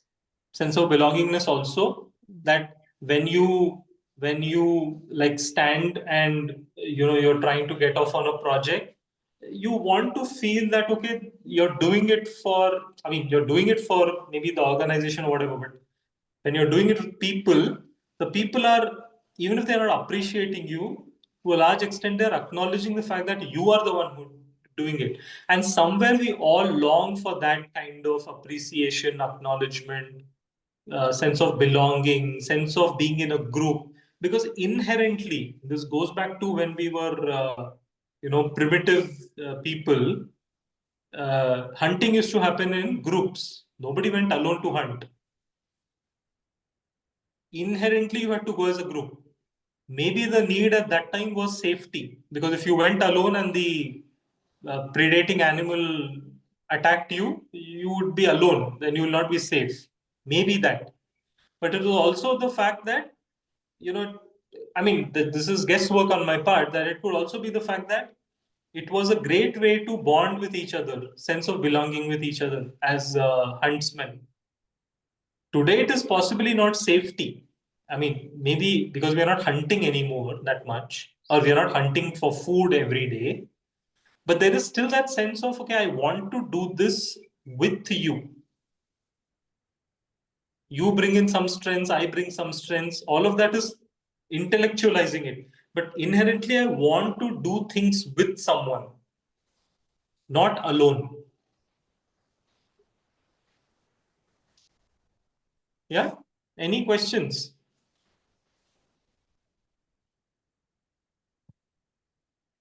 Niranjan, what do you say about motivation attached with arrogance? People sometimes believe that only they can fix things. And it may be their insecurity or their lowness feeling. Can be part of the power, arrogance. Yes, you're right. You're absolutely right. It could be an element of power need going wrong. When the need for power is not being met appropriately, it is possible that this thing can lead to arrogance coming in. Because every unmet need will take some form of negativity if it remains unmet for a very long time.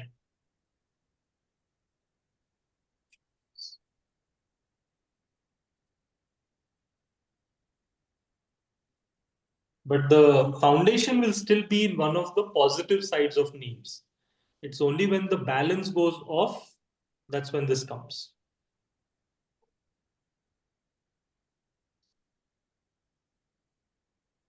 Okay. There are a couple of things I would like you to do. I've consciously, stayed off from giving you the names of these authors because I thought little bit of it you can do. And also I want you to find out the some of the criticisms of these theories. So, but I think everybody doing everything doesn't make sense. So we will split. We can probably group ourselves in such a way that 2 or 3 of you can find out the author's name and the criticism of this theory. The author's name is simple. I mean, that's just a quick check. But what was the criticism of this theory is what you can find out. Right? And of course, the slides will be sent. I mean, the document I'm going to send to you anyway, but do make a note. Hierarchy of needs, theory X and Y, two-factor theory, and needs theory. Who was the author of this theory? That is question number 1. And question number 2 is what was the criticism of this theory? Because by understanding the criticism, you will also understand the advantages. So, and we'll see who will do what, because everybody doing it doesn't make sense. Then we can just, we can divide it amongst ourselves and do it. Then the second bit is, some of you can evaluate your current HR practices. So pick any one HR practice and compare it to any of these theories. I give you the freedom of choosing which theory you want to pick, but just pick one HR practice that you have, be it your talent management program, be it your L&D policy, be it your succession planning, anything that you do today, and just compare it with this theory and say, okay, if this theory is to be considered correct or valid, I mean, all theories are correct. If it is valid in today's times, how does it compare to my HR policy? And I'll give you an example. Let's take remote working as an HR policy. And you compare it with hierarchy of needs. And then you look at it and say, okay, I've got a remote working policy that allows flexibility up to so many days, office work up to so many days, X, Y, Z. Now let's compare it to hierarchy of needs and see, is it motivating enough for employees to do their best or not? Right? Or take your leave policy, take your promotion policy, take your merit cycle. I will leave it to you, but compare it. And then, let's see if it shows up something interesting.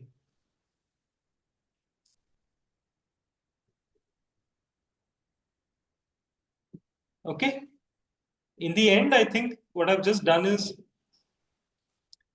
there are three theories. So X and Y, I'm not really using too much right now because, like I said, it's so black and white that in reality, in today's world, it just doesn't seem to be, it just doesn't seem to make sense to me.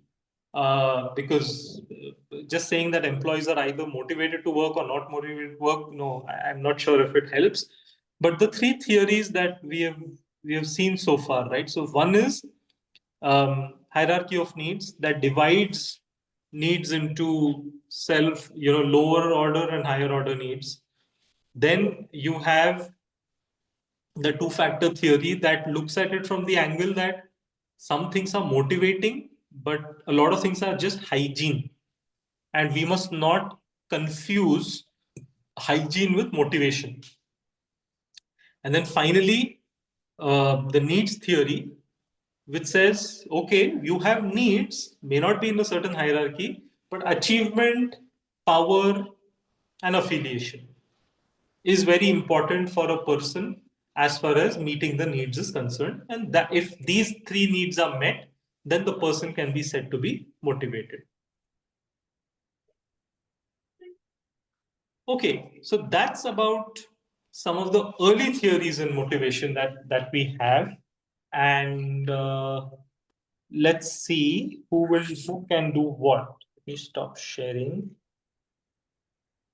Okay, so I'll just go like in the order that I'm seeing your participant list in my screen. So Rama, Anantapriya, Deepti, Inba, and James, right? Rama, Anantapriya, Deepti, Inba, and James. Can you look at the second question, which is take one of your HR policies or practices, even if you're not in HR, and if you are like in the business side, some of you I know are non-HR professionals, look at it even better because then you take a very sort of a outside view of things. Compare it with one of these four theories that we discussed today, including XY, even though I've not spoken too much about it, it again very valid in its time. So compare it and see how motivating your programs are if you were to apply one of these theories. And then Kishore with our HR practices. With one HR practice. Take anyone, take any policy. Okay. Instead of practice, because practices may not be documented and published to all employees, policies are. So take your HR policy manual, leave policy, yeah. attendance policy, all of that. Compare your policy and say, how does it fit in from a motivation theory angle? And Kishore, Mahati, Parthiban, and Shachi, the four of you can identify the name of the author of all these theories and focus on what was the criticism of each of these theories.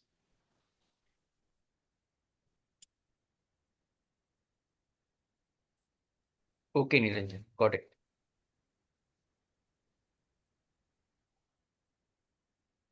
Okay, good. Let's move to our final one, which is reflections and questions. So let me take questions that have possibly remained unanswered.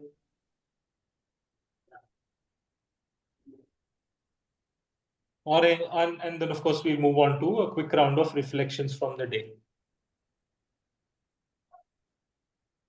Niranjan, this need theory, which means achievement, power, and affiliations. So the power, which means the person who wants the leadership roles, or it speak about the climbing up the ladder of the leadership things, or if he has done so many things in terms of improvements, achievements, and everything, the expectation. So if we give the grading or the promotions, which makes him power. So you mean that, if I understand correct? It could also mean that, but in the normal day-to-day interactions that employees have or anybody has in an organization, it could definitely mean that for people who associate power with titles. it could mean that. So possible. But the general definition of power is that in an interaction with someone else, I need to be the winner. I need to feel like I have been able to, move forward. I'm the one who's leading this conversation. I need to feel powerful. I should not feel like a loser. I should feel like a winner. That is what it generally means.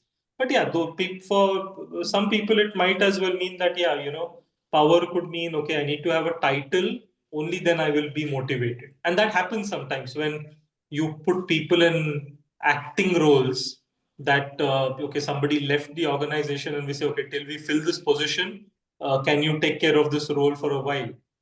They might say yes. Some of them might say, I'll do it, but you need to give me the title of a manager. Because if I don't have the title of a manager, nobody's going to listen to me. So some people associate power with titles, and yeah, it could mean that also for them. Autonomy can also mean power, right? Being able to. Possibly, yeah, it could. If I am left to myself to do my job, in the sense that left to myself as in I'm not being given a list of checklists, or I'm not being given like things to do. I am told this is the expected outcome. So you deliver on this outcome. How you do it, it's up to you. Some people may feel powerful with that also. That, there's so much trust in me that it doesn't matter how I achieve this target. They just want to know that I've achieved the target. So that also could be an element of power for some. So power could mean different things for different people.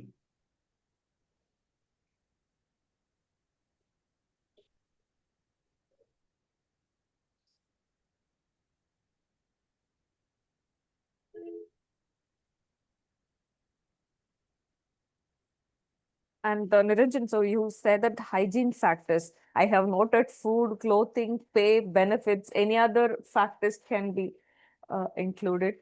It's actually not a exhaustive list, Anantapriya, in the sense that I have just listed whatever came to my mind initially. But today, basic needs could also include access to technology. It's become so basic that it's possibly as important as food and clothing. Yes. So basic needs also change situation to situation. So like for those of us who live in a city, a lot of things that we assume are basic. Like, that 24/7 electricity is basic, right? But you go to a tier 2, tier 3 village town, I mean, maybe even today they struggle with electricity. It only comes for a few hours every day. So basic could mean, so I can give you the definition of basic. The definition of basic would mean something you don't even notice anymore, but it is available to you because it is taken for granted. That is basic. Generally, in like some of the theories and all, they've always mentioned food, clothing as very basic necessities. But now we go a step ahead. Now houses become a basic necessity. But like I said, in cities now, all of this is a given for us. So now we are saying, I need 24/7 Wi-Fi. I need 24/7. It's basic. I mean, can't take away the fact that now having access to Wi-Fi wherever you go to any airport today, you go to a restaurant today, wherever we go, Wi-Fi access is there. Because it's now assumed that if I'm going to a place there, it has to be available. Go to a hotel to stay, it has to have Wi-Fi access. Can't think of a hotel without Wi-Fi access. So basic things keep changing. I mean, changing according to your growing, progressing circumstances.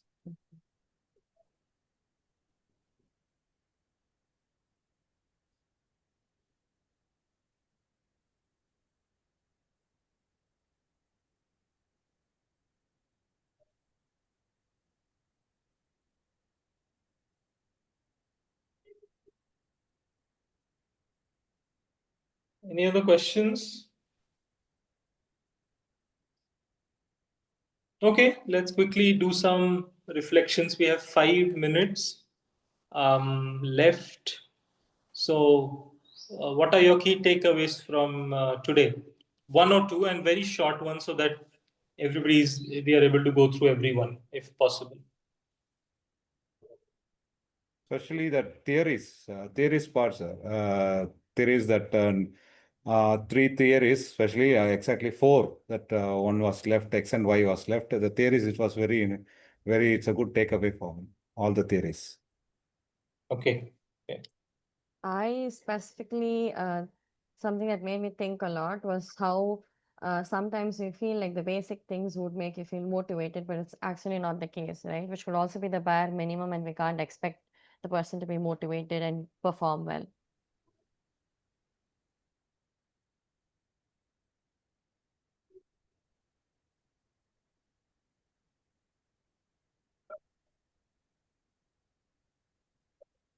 Okay.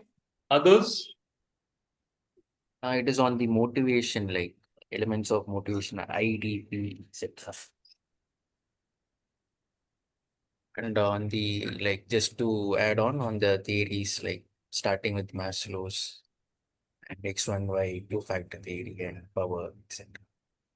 And few aspects on the bias which we started initially. So those were some reflections we had.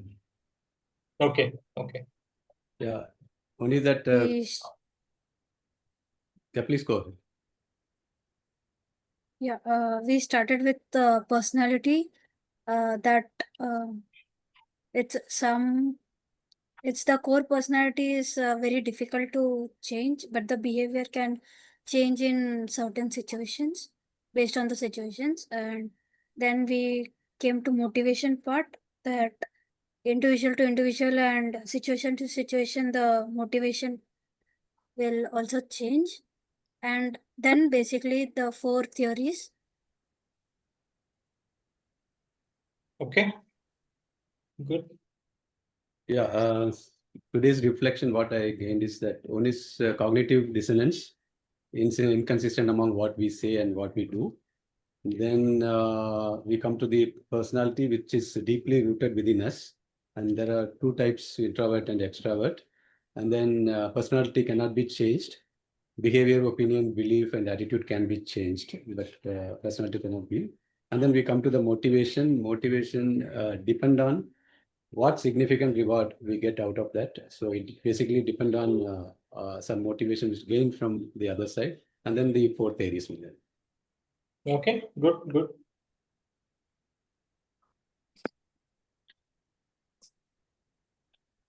All right.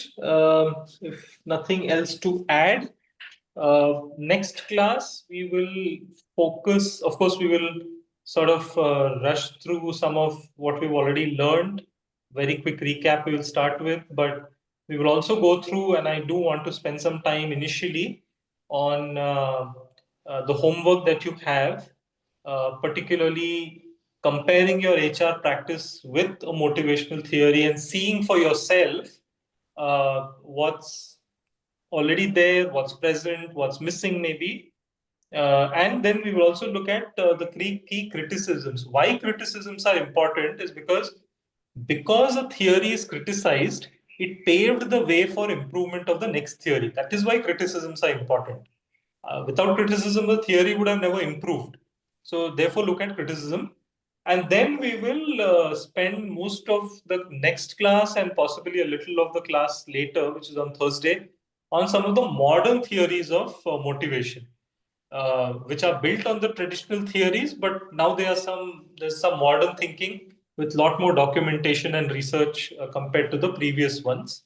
So we will be focusing on motivation, which I believe is one of the most important topics for us, because we will be using motivation theories to develop HR policies in companies, right? And you might realize that one of the reasons why great policies fail is because they don't seem to be meeting any requirement of motivation or any need of the person at all. So we create great policies, but attrition continues. We create great policies, but disengagement continues. Why?